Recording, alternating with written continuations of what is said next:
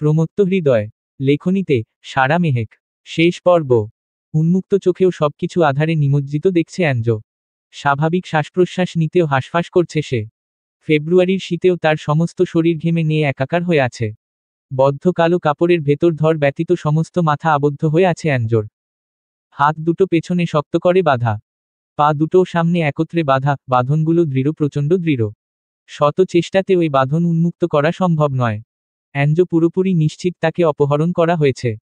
কিন্তু কে বা কারা কি কারণে তাকে এভাবে অপহরণ করেছে তা অ্যাঞ্জোর অজানা।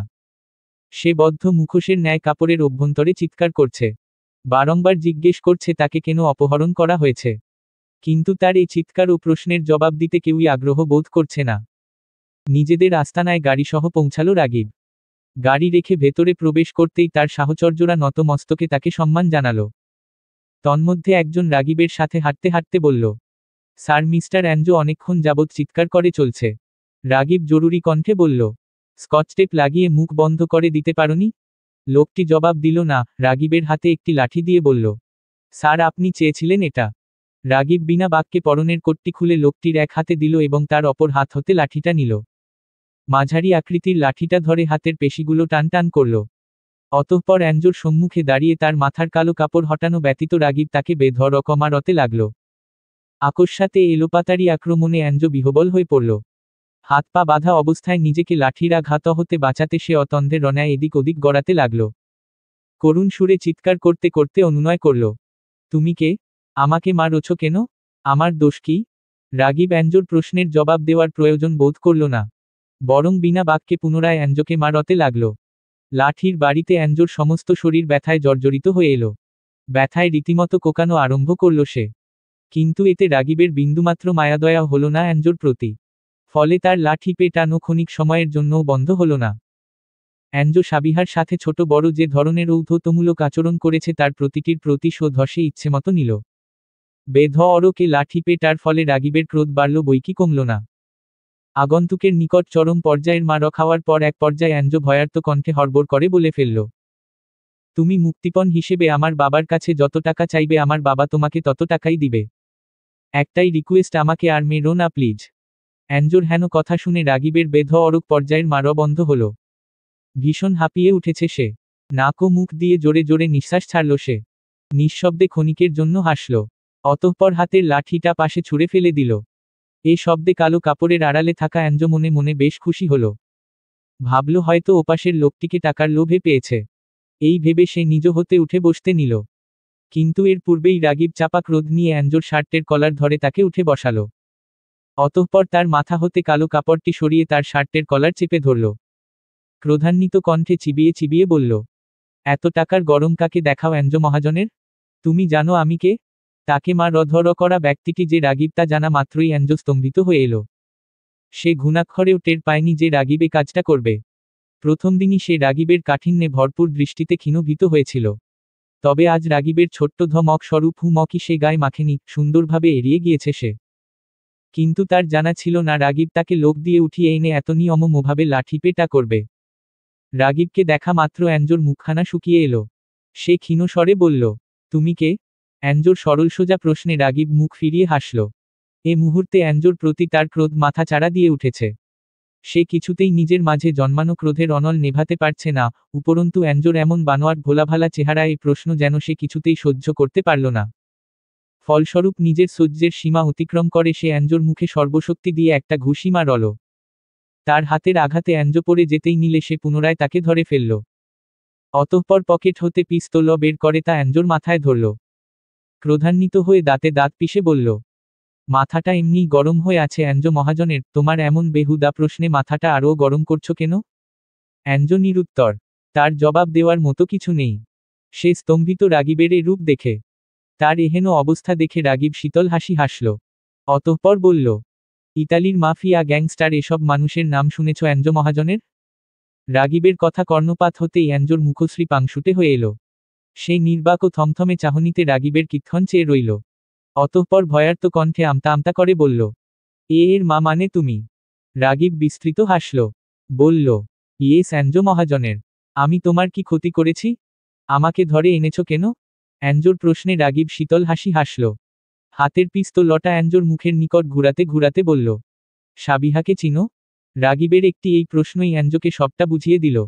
সে তৎক্ষণাৎ হড়বড় করে বলল, বুঝেছি বুঝেছি, তোমার কথা বুঝেছি। অ্যাঞ্জোর এরূপ কথায় রাগিব প্রসন্নমূলক হাসি হাসল। বলল, ইমপ্রেসড অ্যাঞ্জো মহাজনের। তুমি এত সহজে মেনে নিবে জানলে তোমার পিছনে এত সময় নষ্ট করতাম না। Good boy.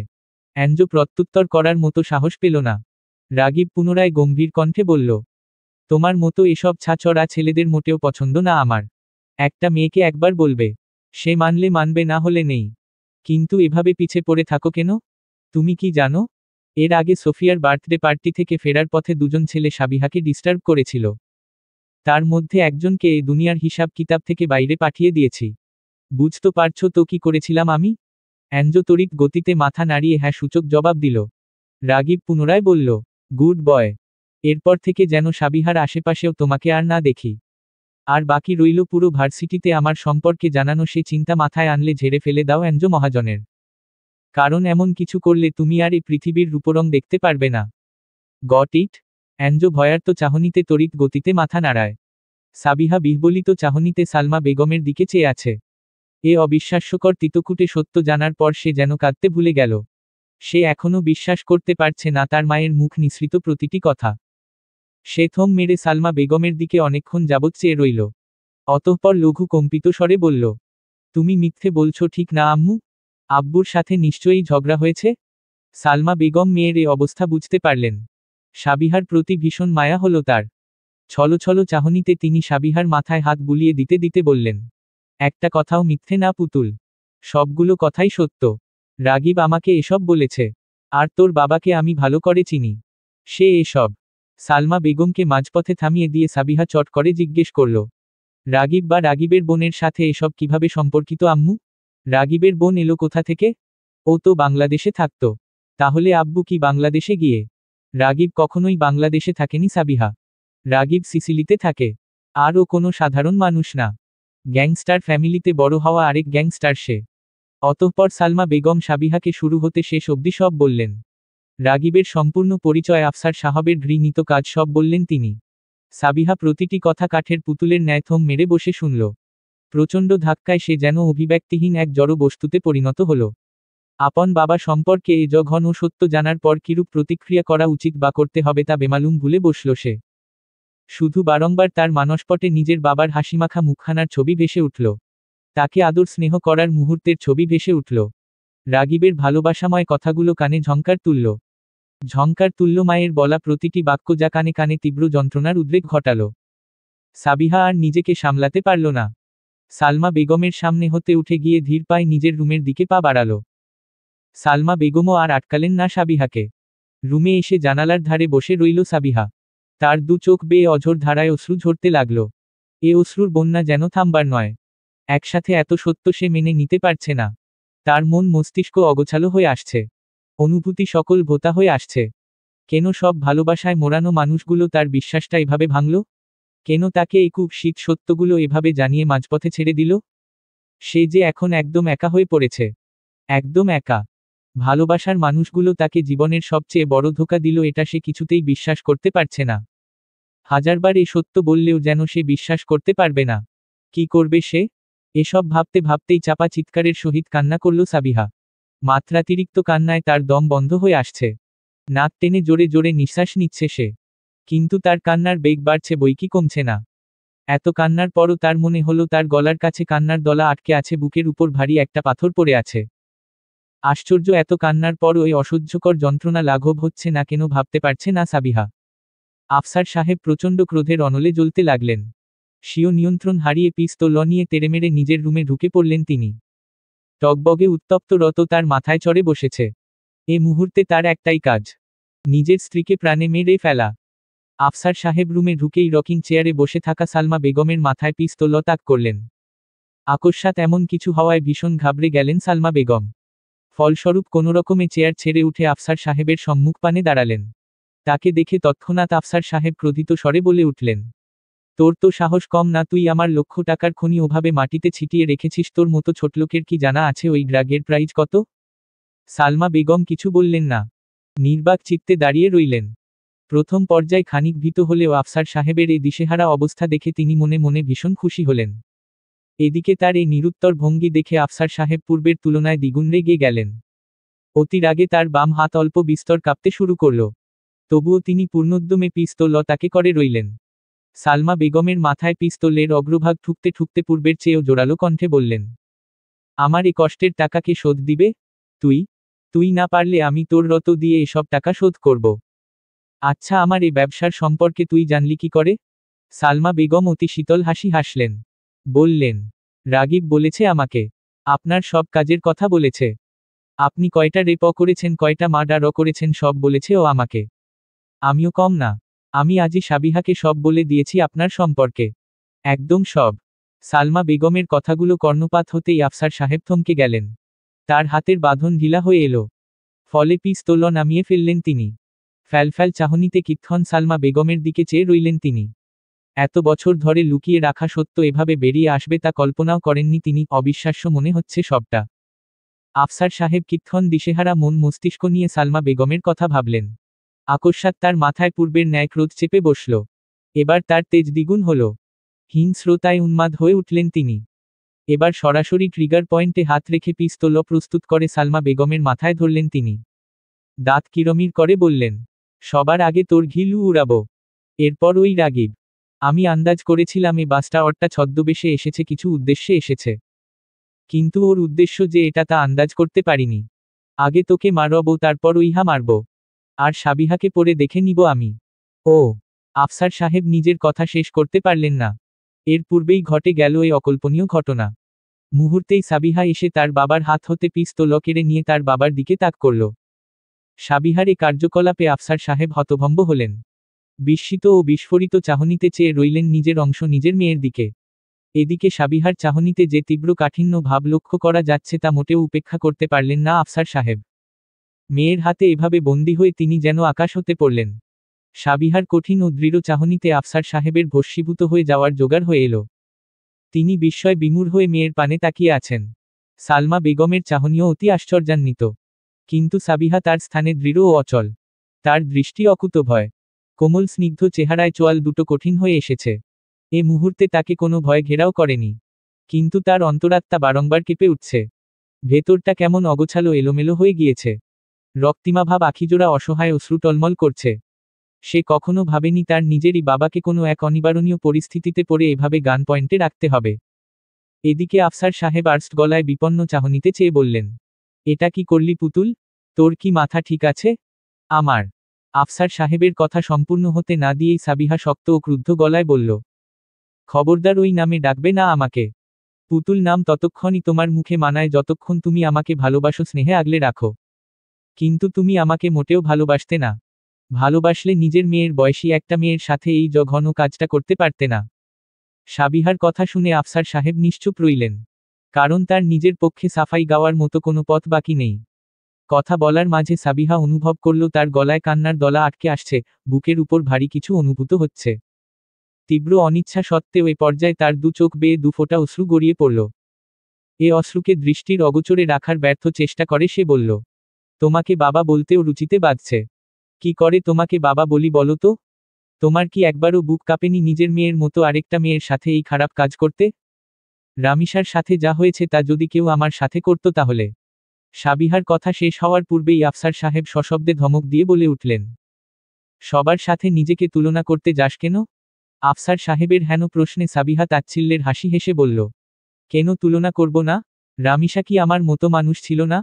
আফসার সাহেব নিরুত্তর। উনি এ প্রশ্নের পিঠে আর কোনো কথা বলার শব্দ পেলেন না। কিন্তু এ সওয়াল জবাবের মোড়া পাল্টাতে ঠিকই তিনি অন্য কথা চলে গেলেন। সাবিহার হাতের পিস্তল এখনও আফসার সাহেবের দিকে তাক করা। উপরন্তু তার আঙুল একদম ট্রিগারের উপরে রাখা। আফসার সাহেব সাবিহার হাতের পিস্তলের দিকে ভয়ার্ত দৃষ্টিতে তাকিয়ে বলল, পিস্তলটা ফেলে দে মা। যে কোনো মুহূর্তে অঘটন ঘটে যেতে পারে। সাবিহা এই কথার প্রেক্ষিতে তেরছা কণ্ঠে বলল, একটা অঘটন ঘটুক। তুমি যেমন অঘটন ঘটিয়েছ, তেমনি আমিও একটা অঘটন ঘটাই। মাথা ঠান্ডা কর পুতুল। এই বলে আফসার সাহেব সাবিহার কাঁধ পেরিয়ে সালমা বেগমের পানে চেয়ে অনেকটা ধমকের সহিত বললেন, কি ব্যাপার সালমা?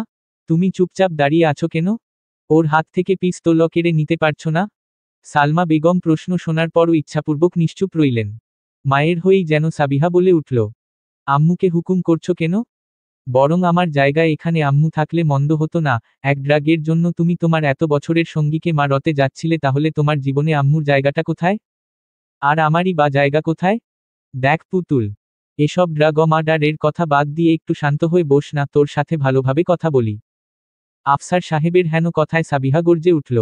বলল, শান্তভাবে কথা বলার মতো কিছুই রাখনি তুমি? আফসার সাহেব এবার ভীষণ বিস্ময়কর কণ্ঠে বললেন, তোর বাবার সাথে এভাবে কথা বলছিস তুই? এত সাহস কে দিল তোকে? আর আমার হাত ধরেই শিখানো শুটিং স্কিলগুলো এখন আমার উপর খাটাচ্ছিস তুই? খাটাতে হচ্ছে। তুমি আমার সামনে আর পথ খোলা রাখোনি, এ মুহূর্তে তোমাকে একটুও সহ্য হচ্ছে না আমার, তুমি প্লিজ চলে যাও। আফসার সাহেবের প্রত্যুত্তর দেওয়ার পূর্বেই সে রুমে হুড়োহুড়ি করে প্রবেশ করল রাগিব ও সামাদ। সামাদ অফিস হতে ফিরেই নিজের রুমে দরজা আটকিয়েছিল। আর রাগিব মাত্রই বাহির হতে বাড়িতে ফিরেছিল। বাড়িতে ঢুকেই উপর হতে জোরালো কণ্ঠস্বরের কথাবার্তা শুনতে পায় রাগিব। এই কথাবার্তার উৎস জানতে প্রচণ্ড উৎসুকতার সহিত রাগিব সিঁড়ি বেয়ে উঠতে থাকে। সিঁড়ি পার হতেই তার পিছু পিছু সামাদও চলে এলো। এদিকে উপরের রুম হতে সাবিত সব শুনে আফসার সাহেবের রুমে যেতে নিলেই সামাদ তাকে রুমে আটকে বাহির হতে দরজা আটকিয়ে দিয়ে অতঃপর সেও রাগিব আফসার সাহেবের রুমে পৌঁছায়।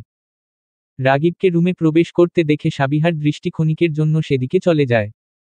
রাগিবকে দেখে তার সম্পর্কে সকল সত্য জানায় সাবিহার মেজাজ মুহূর্তেই উত্তপ্ত হয়ে ওঠে। প্রচণ্ড ক্রোধে তার দু চোখ বেয়ে পুনরায় অশ্রু গড়িয়ে পড়ল।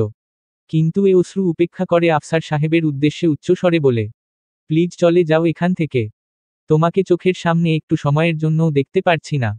তুমি সময়মতো না গেলে আজ আমার হাতে নিশ্চিত একটা অঘটন ঘটে যাবে। প্লিজ আমার চোখের সামনে থেকে চলে যাও। আফসার সাহেব আর কথা বাড়ালেন না। সালমা বেগমের প্রতি পুষে রাখা তীব্র চাপা ক্রোধ নিয়ে অনিচ্ছা সত্ত্বেও সে স্থান ত্যাগ করলেন তিনি। আফসার সাহেব চলে যেতেই সাবিহা যেন একদম ভেঙে পড়ল। কঠিন ইমারত মুহূর্তে কাদা মাটির ন্যায় মাটিতে মিশে গেল। হাত থেকে পিস্তল ফেলে সাবিহা ধপ করে মাটিতে বসে পড়তেই সালমা বেগম পিছন হতে সাবিহাকে আগলে ধরেন। আলতো করে সাবিহার মাথায় হাত বুলিয়ে দিতে দিতে নরম সুরে তিনি বললেন, যে যেমন কাজ করেছে তার সাথে তেমন ব্যবহারই প্রাপ্য। সাবিহা মুখ দিয়ে টু শব্দটুকুও উচ্চারণ করল না, বরং নিঃশব্দে কান্নায় ভেঙে পড়ল। ফুপিয়ে ফুপিয়ে চাপা শব্দে কান্না করল সে। তার বুক ভেঙে যেন কান্নার স্রোত বইতে লাগল। কাঁদতে কাঁদতে এক পর্যায়ে ঘুরে নিজের মাকে ধরে কাঁদতে লাগল সে। এদিকে কিছুক্ষণ পূর্বে ঘটে যাওয়া ঘটনার আগামাথা কিছুই বুঝতে না পেরে সামাদ হতভম্ব হয়ে সালমা বেগমকে জিজ্ঞেস করল, এসব কি হচ্ছে খালা? ক্রন্দনরত মেয়ের মাথায় হাত বুলিয়ে দিতে দিতে সালমা বেগম বললেন, পরে সব বিস্তারিত বলবো তোকে। সামাদ আর কথা বাড়ায় না, বরং সাবিহার দিকে অগ্রসর হয়, তবে সাবিহার নিকটে যাওয়ার পূর্বেই নিকটবর্তী রাগিব সাবিহার সামনে হাঁটু গেড়ে বসে বলল, সাবিহা নিজেকে সামলাও, এত কান্না করল শরীর অসুস্থ হয়ে যাবে। রাগিবের কথা শেষ হওয়া মাত্র সাবিহা চট করে মাথা তুলল। আকস্মাৎ অনেকটা চিৎকার করেই রাগিবকে বলল, আমার সাথে এসব অভিনয় করো না। তোমার নাটক, তোমার মিথ্যেগুলো খুব ভয়ানক। তুমিও চলে যাও আমার সামনে থেকে। প্লিজ রাগিব চলে যাও। সাবিহার কথা কর্ণপাত হওয়া মাত্রই রাগিবের দুনিয়া যেন থমকে এলো। সে হতভম্ব চাহনিতে সাবিহার পানে চেয়ে রইল। সাবিহা তার এ দৃষ্টির অন্তর্নিহিত কথা উপলব্ধি করে বলল, তোমার সম্পর্কে সব জানি আমি। সব। আম্মু আমাকে সব বলেছে। এবার দয়া করে নিজের নাটক বন্ধ করে এসব মিথ্যে নিয়ে বেরোয় বাড়ি থেকে। তোমার ছাও আমার উপর দেখতে চাচ্ছি না আমি। Just get lost Ragib. ঘৃণায় ভরপুর সাবিহার প্রতিটি কথা শুনে রাগিব দিশেহারা হয়ে পড়ল।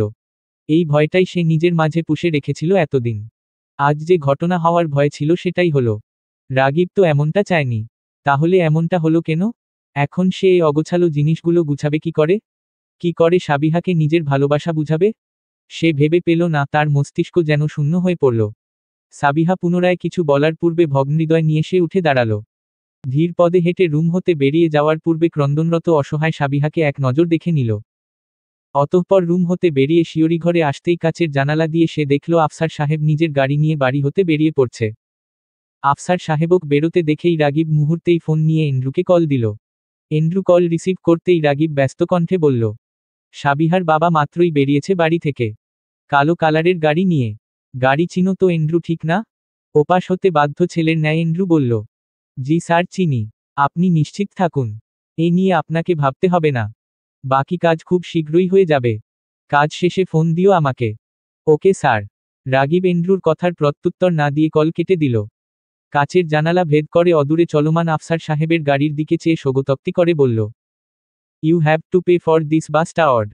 রাগিবের আস্তানার চিরপরিচিত সেই রুমটিতে আফসার সাহেব আটককৃত অবস্থায় আছেন।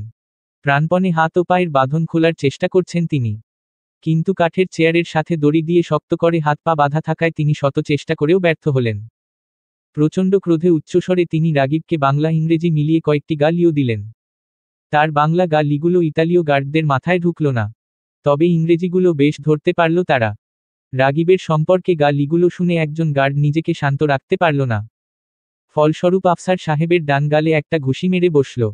আফসার সাহেবও কম নয়, আবদ্ধ হাত পা নিয়েও তার তেজ কমল না একটুও। এবার ক্রোধিত স্বরে গার্ডটিকেও কয়েকটি গালি দিয়ে বসলেন।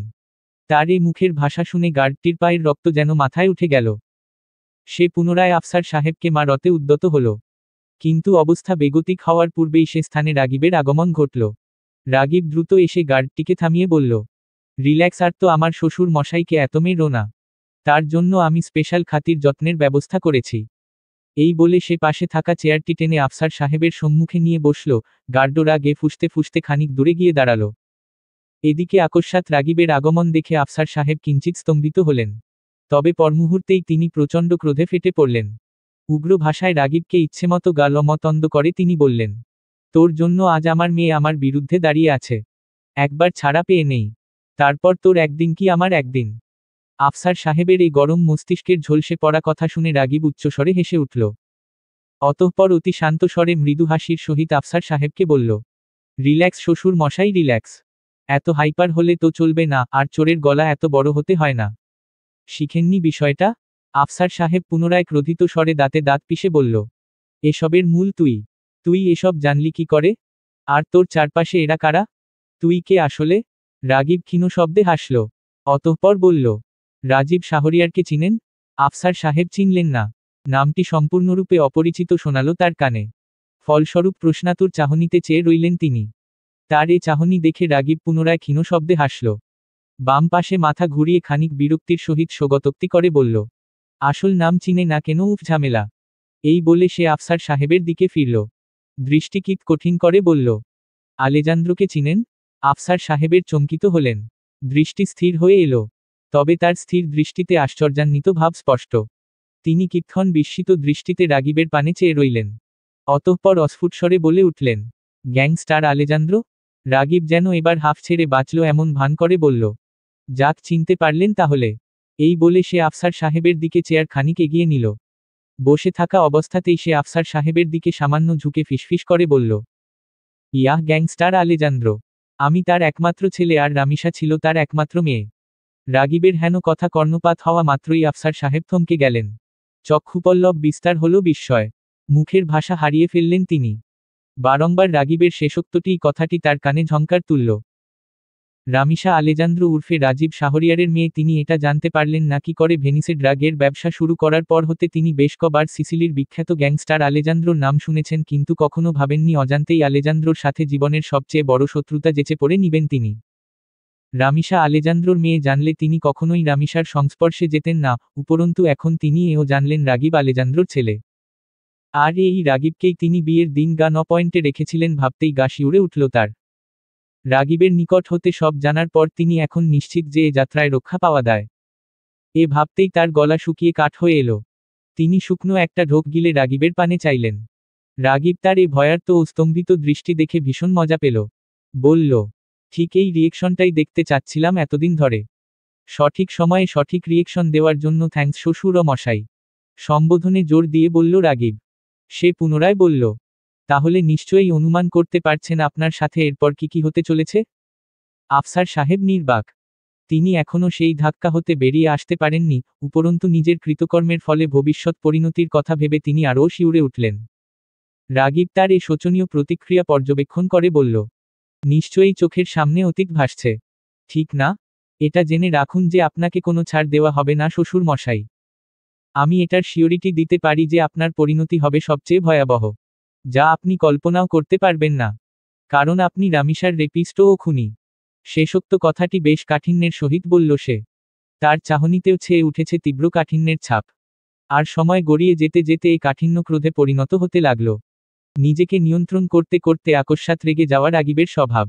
এ পরিস্থিতিতেও সে স্বভাবের ব্যতিক্রম হল না। হুট করেই যেন চরম পর্যায়ের ক্রোধান্বিত হল সে, নিজের নিয়ন্ত্রণ হারিয়ে অঘোষিতভাবে আফসার সাহেবের শার্টের কলার চেপে ধরল সে। দড়ির বাঁধনে আবদ্ধ আফসার সাহেবের শার্টের কলার চেপে চেয়ারসহ খানিক এগিয়ে এনে চিবিয়ে চিবিয়ে রাগীব বলল, তোকে এমন জঘন্য মৃত্যু দিব যে রাস্তার কুকুরও তোর লাশের পাশ দিয়ে ঘেঁষতে ভয় পাবে। সে সময় হাজারো মাফ চাইলেও তোকে ছাড়ব না। মনে রাখিস, তোর কিন্তু উল্টো কাউন্ট ডাউন শুরু হয়ে গিয়েছে। রামিসার মার্ডারের শাস্তি না দেওয়া পর্যন্ত আমি স্বস্তির নিঃশ্বাস ফেলতে পারবো না বাস্টার্ড। এই বলে সে আফসার সাহেবের মুখ বরাবর একটি ঘুষি মেরাই উঠে চলে যায়। আফসার সাহেব রাগীবরে এই মারে নিয়ন্ত্রণ হারিয়ে চেয়ারসহ মেঝেতে পড়ে যান, ফলে ঠোঁট কেটে উষ্ণ রক্ত বেরিয়ে পড়ে। তীব্র ব্যথায় ককিয়ে উঠেন তিনি। রাগীব চেয়ার ছেড়ে উঠে কয়েক কদম এগুতেই অনিকের সাথে তার সাক্ষাৎ হয়।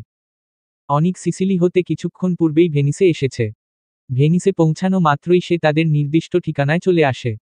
অনিক মেঝেতে পড়ে থাকা আফসার সাহেবের দিকে দৃষ্টি দিয়ে রাগীবকে জিজ্ঞেস করল, মেরেছিস নাকি? রাগীব তৃষ্ণা ভরা চাহনিতে একবার পিছে ফিরে আফসার সাহেবের পানে চাইল। অতঃপর ভীষণ বিরক্ত সহকারে বলল, একটা পা অঞ্চ মেরেছি জাস্ট। মন চাইল আরো কয়েকটা বসিয়ে দেই। এই বলে সে অনিকের পানে চাইল। কণ্ঠে স্বাভাবিকতা এনে বলল, শোন অনিক, আমি খুব টায়ার্ড। এই ব্যাটার অলক্ষণে মুখটা আর দেখতে মন চাইছে না। ওর সাথে যা করার তুই কর, কিন্তু একটা জিনিস মনে থাকে যেন। রাগীবের কথা শেষ হওয়ার পূর্বেই অনিক তাকে আশ্বস্ত করল, টেনশন নিস না, আমার এত মাসের শোধের আগুন আজ একটু নিভাবো, বাকিটা পরের জন্য।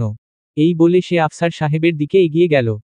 তাকে চেয়ারসহ মেঝে হতে উঠিয়ে সোজা করিয়ে বসালো অনিক। এরপর রাগীব চলে যেতেই সে আফসার সাহেবের ডান চোয়ালে সর্বশক্তি দিয়ে একটা ঘুষি মারল। আফসার সাহেব অনিকের এ আক্রমণের জন্য মোটেও প্রস্তুত ছিলেন না। নিজেকে পরিপূর্ণ স্থির করার পূর্বেই অনিক তার গালে একটা ঘা মেরে বসল। ফলস্বরূপ পুনরায় মেঝেতে পড়ে গেলেন তিনি। এ পর্যায়ে তার ডান পাশের ঠোঁটের অনেকাংশ কেটে গেল। এক প্রকার গলগল করেই উষ্ণ রক্তের বয়ে গেল সেখান হতে। অনিক সে অবস্থাতেই আফসার সাহেবের শরীরে বার কয়েক লাথি মারল। অতঃপর পুনরায় তাকে মেঝে হতে তুলে আরেকটা ঘুষি মেরে বলল, তোর সাথে আরও অনেক কিছু করার আছে। এগুলো তো কিছুই না। তুই রামিসাকে যেভাবে কষ্ট দিয়ে মেরেছিস এর বদলে তো এগুলো কিছুই না। রাস্তার কুকুর ওদের তোকে জলজ্যান্ত কামড়ে খাওয়ার সুযোগ দিলেও বোধহয় কম হবে। তুই কি জানিস আমি রামিসাকে কত ভালোবাসতাম? ও বেঁচে থাকলে এ বছরের জানুয়ারিতেই আমাদের বিয়ে হতো। কিন্তু তুই আমাদের সে সুখটা কেড়ে নিলি। সমস্যা নেই যে কদিন এখানে বন্দী আছিস, মরার মতো বেঁচে থাকবি তুই। এই বলে অনিক যেতে নিল। যাওয়ার পূর্বে গার্ডদের বলে গেল আফসার সাহেবকে যেন এক ফোঁটা পানীয় না দেয় তারা। এ পুরো সময় আফসার সাহেব মুখ দিয়ে টু শব্দটুকুও করেননি, কারণ তিনি জানেন হাজার চিৎকার করলেও লাভ হবে না কিছুই, বরং এই দুইজন আরও রেগে অবিশ্রাম মারধর করত তাকে। সালমা বেগমের নিকট হতে আফসার সাহেবের কালো কৃতকর্মের কথা শুনে হতভম্ব হল সামাদ। সে যেন কিছুতেই নিজেকে বিশ্বাস করাতে পারল না তার শ্রদ্ধেয় খালু একজন রেপিস্ট। সে নির্বাক চিত্তে মেঝের দিকে চেয়ে রইল। সে আফসার সাহেবের সকল কাজের সঙ্গী ছিল, ফলে টুকটাক ড্রাগস স্মাগলিংয়েও তার হাত ছিল। কিন্তু কখনো মেয়েদের সম্মানের সমঝোতা করেনি সে, অথচ তারই গুরুজন তার শ্রদ্ধার পাত্র খালু এ নিজ কাজ করে বসল, এখনো নিজেকে বিশ্বাস করাতে পারছে না সে। সামাদের এই বিস্ময় স্তম্ভিত রূপ দেখে সালমা বেগম অনেকটা খোঁচা দিয়েই বললেন, তোর বুঝি ড্রাগস স্মাগলিং এ হাত নেই সামাদ? থাকলে বলে দে, বিশ্বাস কর একটু অবাক হব না আমি। কারণ তোর খালুর ওসব কালো সত্যের সামনে এটা কিছুই না। সালমা বেগমের প্রশ্নে লজ্জায় মাথা নিচু করে ফেলল সামাদ। তার এই নিশ্চুপতা দিয়েই সে প্রশ্নের জবাব দিয়ে বসল। সালমা বেগম সামাদের এই স্বীকারোক্তিতে মোটেও বিস্মিত হলেন না। উল্টো তাকে জিজ্ঞেস করলেন, তুই না উনার ডান হাত ছিলি সামাদ? তাহলে তুই উনার বা হাতের খবর জানলি না কি করে? সামাদ নিরুত্তর। নিজেকে আজ বড্ড ব্যর্থ মনে করছে সে। এক ব্যর্থ পুরুষ যে নিজের বোনের ন্যায় অপর একটি মেয়ের মান সম্মান প্রাণ কিছুই রক্ষা করতে পারেননি। সালমা বেগম তাকে আর দোষারোপ করলেন না, বরং জানালা হতে ঝকঝকে দিনের দৃশ্য দেখতে লাগলেন। খানিক বাদে নিজের ভাগ্যের উপর তাচ্ছিল্যের হাসি হেসে বললেন, ভাগ্যে খারাপ লেখা থাকলে আর কে কি করতে পারে? জন্ম থেকেই আমার ভাগ্যটা খারাপ। মৃত্যুর আগ পর্যন্ত এ ভাগ্য নিয়েই চলতে হবে আমার। এই বলে তিনি এক দীর্ঘশ্বাস ছাড়লেন। চোখের কোল বেয়ে গড়িয়ে পড়ল কয়েক ফোঁটা নোনা জল। ব্যালকনির রেলিং ধরে ফুপিয়ে চলছে সাবিহা। রাত পেরিয়ে ভোর, ভোর পেরিয়ে সকালের স্নিগ্ধতা। এখনো অবিরাম কেঁদে চলছে সাবিহা। ভোর হওয়ার কিছু পূর্বে কাঁদতে কাঁদতে মায়ের কোলেই মাথা রেখে ঘুমিয়ে পড়েছিল সে। কিন্তু ঘণ্টা খানেকের ঘুমেই রাগিব ও তার বাবাকে নিয়ে দেখা এক দুঃস্বপ্নে ঘুম ভেঙে যায় তার। তখনই নিজের রুমে চলে আসে সে। রুমে এসেই আরেক দফা কান্না শুরু করে দেয় সে। আজ যেন তার দু চোখের অশ্রুরা পাল্লা দিয়েছে। এমন যে কে কার চেয়ে বেশি বেরুতে পারে। সাবিহা ফুপাতে ফুপাতে ডান হাতের তালুর দিকে চাইল। সেদিকেই দৃষ্টি রেখে আফসার সাহেবের অনুপস্থিতিতে তার উদ্দেশ্যে বলল, এমনটা না করলেও পারতে আব্বু।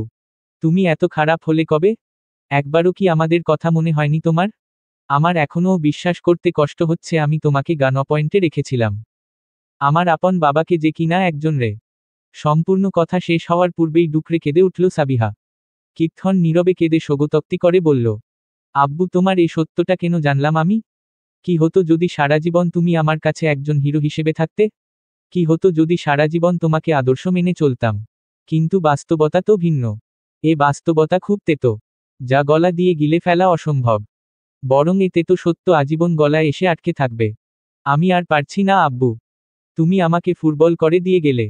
আমার সব শক্তি মুহূর্তেই কেড়ে নিলে। আমার সব সুখ ভালোবাসা কেড়ে নিলে। এই বলে সে শূন্য দৃষ্টিতে আকাশপানে চাইল। এখন আর কাঁদছে না সে। থেকে থেকে ফুপিয়ে উঠছে বরং। বাবাকে নিয়ে অতীত বর্তমান ভবিষ্যৎ কল্পনা করতে করতে তার কল্পনার কলম গিয়ে ঠেকল রাগিবের স্মৃতিতে। তার স্মৃতিপটে ভেসে এলো রাগিবের সাথে তার প্রথম দেখা, প্রথম ব্লাইন্ড ডেট, প্রথম হাতে হাত রেখে চলা প্রথম স্পর্শ। তার মনে পড়ল তাদের সেই ভালোবাসায় পূর্ণ সময়গুলো, যা তার সমস্ত শরীরে বিষাক্ত তীরের ন্যায় বিদ্ধ হল। রাগিবের প্রতি একরাশ অবিশ্বাস্য অভিমান নিয়ে অভিযোগের সুরে বলল, আমার প্রথম ভালোবাসা হয়ে এভাবে আমার অনুভূতির সাথে খেলার কি দরকার ছিল রাগিব? আমি বুঝতেই পারিনি তুমি রিভেঞ্জের জন্য আমার সাথে এমন নাটক করবে। তোমাকে কখনো ক্ষমা করব না আমি। তুমি আমার আরেক দুর্বলতার সুযোগ নিয়েছ। আমি তোমার কোনো দুর্বলতার সুযোগ নেইনি স্নিগ্ধময়ী। আমি তোমাকে ভালোবাসি। আকস্মাৎ রাগিবের কণ্ঠস্বর কর্ণকুহরে এসে বাড়ি প্রাপ্ত হতেই চমকে উঠল সাবিহা। মুহূর্তেই তার প্রতিবর্ত ক্রিয়ার ফলে পিছনে ফিরে রাগিবকে এক ধাক্কায় কয়েক কদম পিছিয়ে দিল সে। তৎক্ষণাৎ গর্জে উঠে বলে উঠল, খবরদার আমাকে ও নামে ডাকবে না। আর আমার কাছে আসারও চেষ্টা করবে না। এক্ষুনি এখান থেকে চলে যাও। না হলে আমি নিজের কন্ট্রোল হারিয়ে খারাপ কিছু করে ফেলব। সাবিহার এ ব্যবহার রাগিবের হৃদয়ে বিষাক্ত ফলার ন্যায় বিঁধল। সে অসহায় চাহনিতে সাবিহার দিকে চেয়ে জিজ্ঞেস করল, সাবিহা, আমার কি দোষ এতে? আমি। রাগিবকে মাঝপথে থামিয়ে সাবিহা চিৎকার করে বলল, আমি তোমার কোনো কথা শুনতে চাই না এখন। আমার মেজাজ প্রচণ্ড খারাপ হয়ে আছে। আমি চাই না আমার দ্বারা খারাপ কোনো কাজ ঘটে যাক। তুমি প্লিজ চলে যাও রাগিব। চলে যাও। এই বলতে বলতে সাবিহা নতজানু হয়ে বসে কান্নায় ভেঙে পড়ল। রাগিব লক্ষ্য করল তার স্নিগ্ধময়ীর মলিন মুখখানা। তার ভীষণ মায়া হল। এ মুহূর্তে সাবিহাকে দেখে রাখা সাবিহার পাশে থাকা সাবিহার মনোবল বাড়ানো উচিত ছিল তার, কিন্তু সে ব্যর্থ। সে এসবের কিছুই করতে পারছে না, সে নিরুপায়। আজ বক্ষস্থলে আগলে রাখা মানুষটিই তাকে সেখানে আঘাত করে চলছে, কিন্তু মুখ ফুটে কিছু বলতেও পারছে না সে। আবার এ তীব্র ব্যথাও সহ্য করতে পারছে না, কি এক দুর্বিষহ যন্ত্রণা কেন পারছে না সে তার স্নিগ্ধময়ীকে এসব দুঃখ কষ্ট হতে আগলে রাখতে। রাগিব পুনরায় সাবিহার দিকে এগিয়ে গেল। কিন্তু এ পর্যায়ে সাবিহা কাঁদতে কাঁদতে ফুটবল কণ্ঠে বলল, দয়া করে চলে যাও রাগিব। আমি আর কাঁদতে পারছি না। আমার শরীর আর আমার সাথে নেই। বলে সে উঠতে নিল, কিন্তু পুরোপুরি উঠে দাঁড়াতে পারল না। মুহূর্তেই তার চারপাশ আঁধারে ছেয়ে গেল।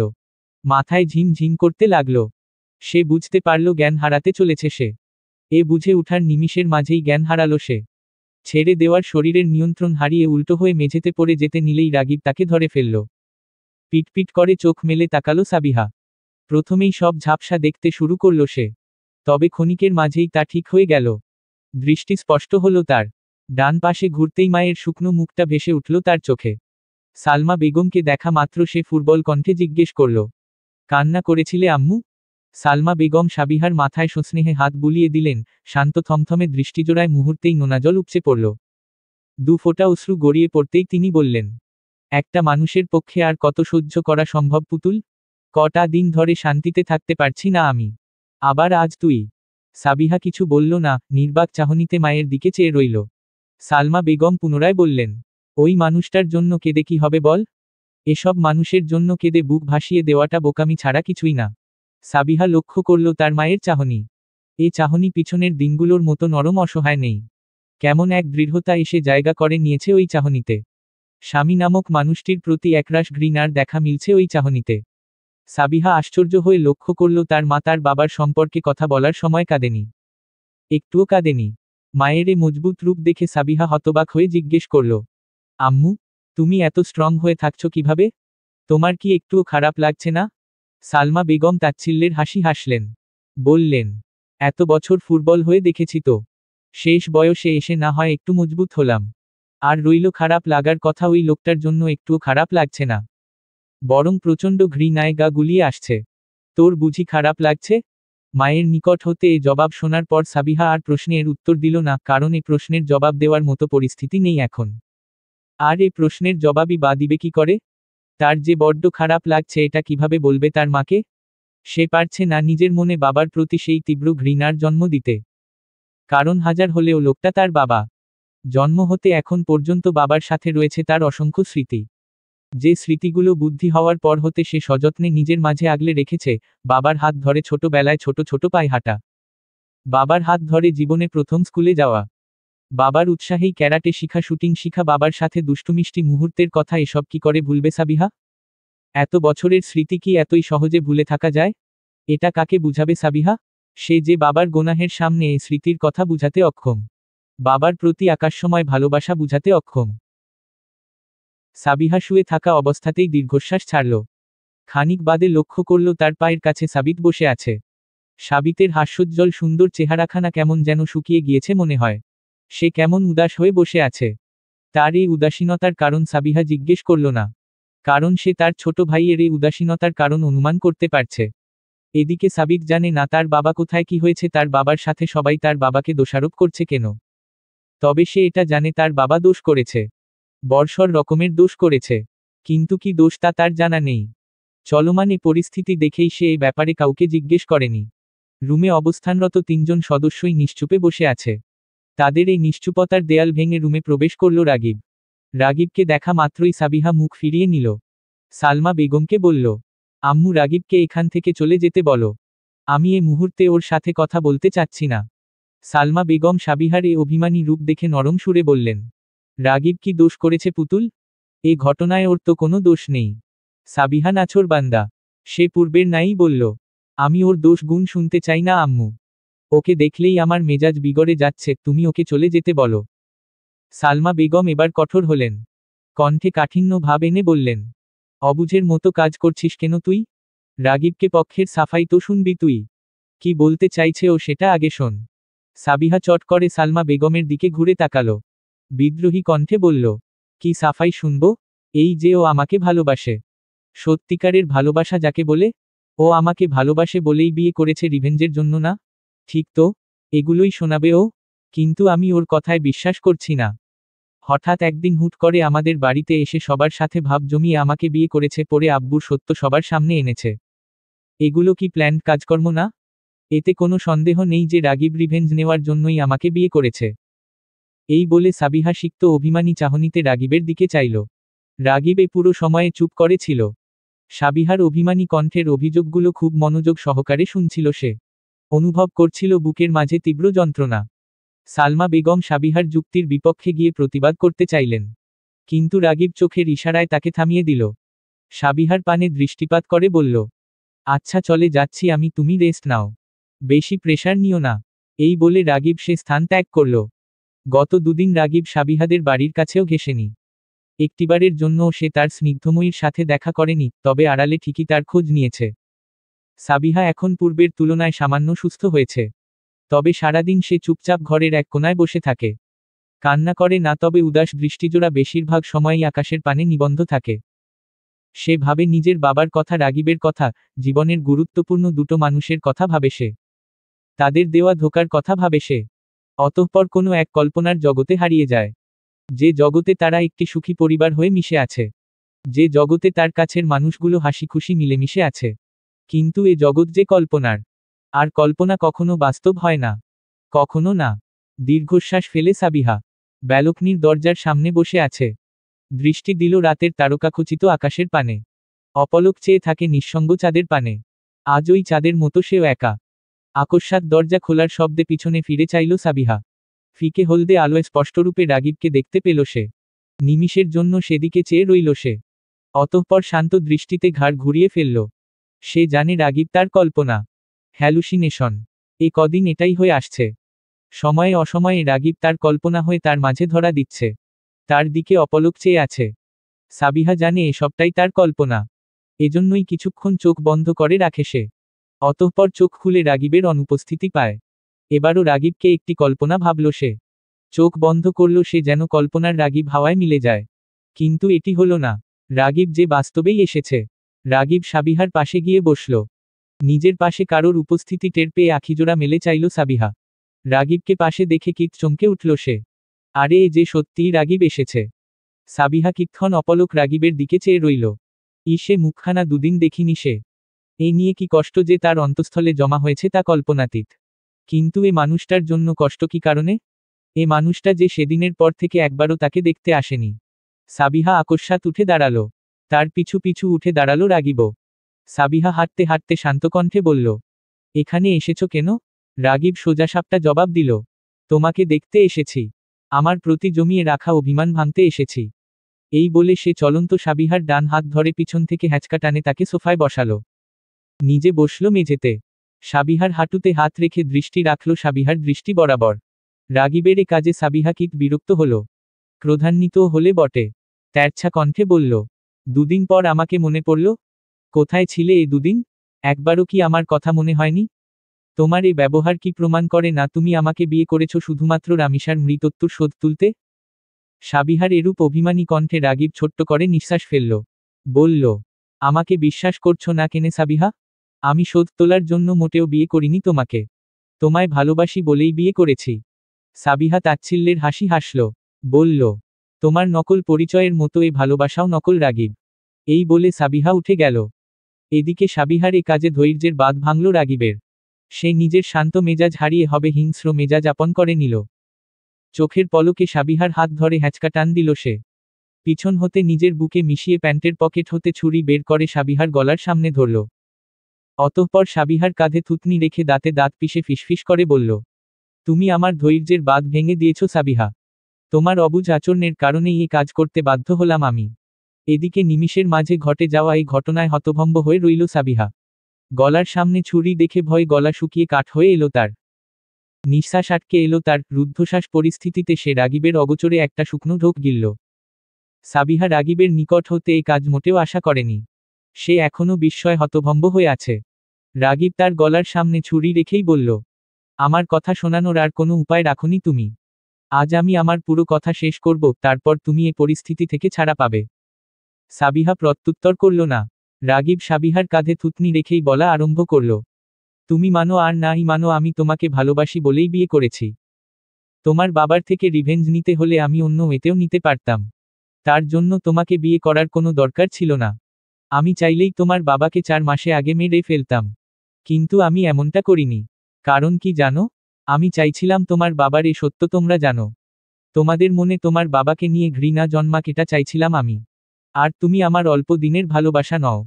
তোমার বাবাকে চিনার আগে আমি তোমাকে চিনেছিলাম। গত বছরের চেরি ব্লোসমে তুমি যখন তোমার ফ্রেন্ডদের সাথে পার্কে গিয়েছিলে তখনই তোমাকে প্রথম দেখাতেই তোমাকে পছন্দ করে ফেলেছিলাম। ধীরে ধীরে ভালোবাসতে শুরু করি তোমাকে। সেদিন একটা তোমার ছবি তুলে রাখি যা সবসময় আমার বুকক কেটে থাকে। আমার হৃদয়ের সবচেয়ে কাছে থাকে।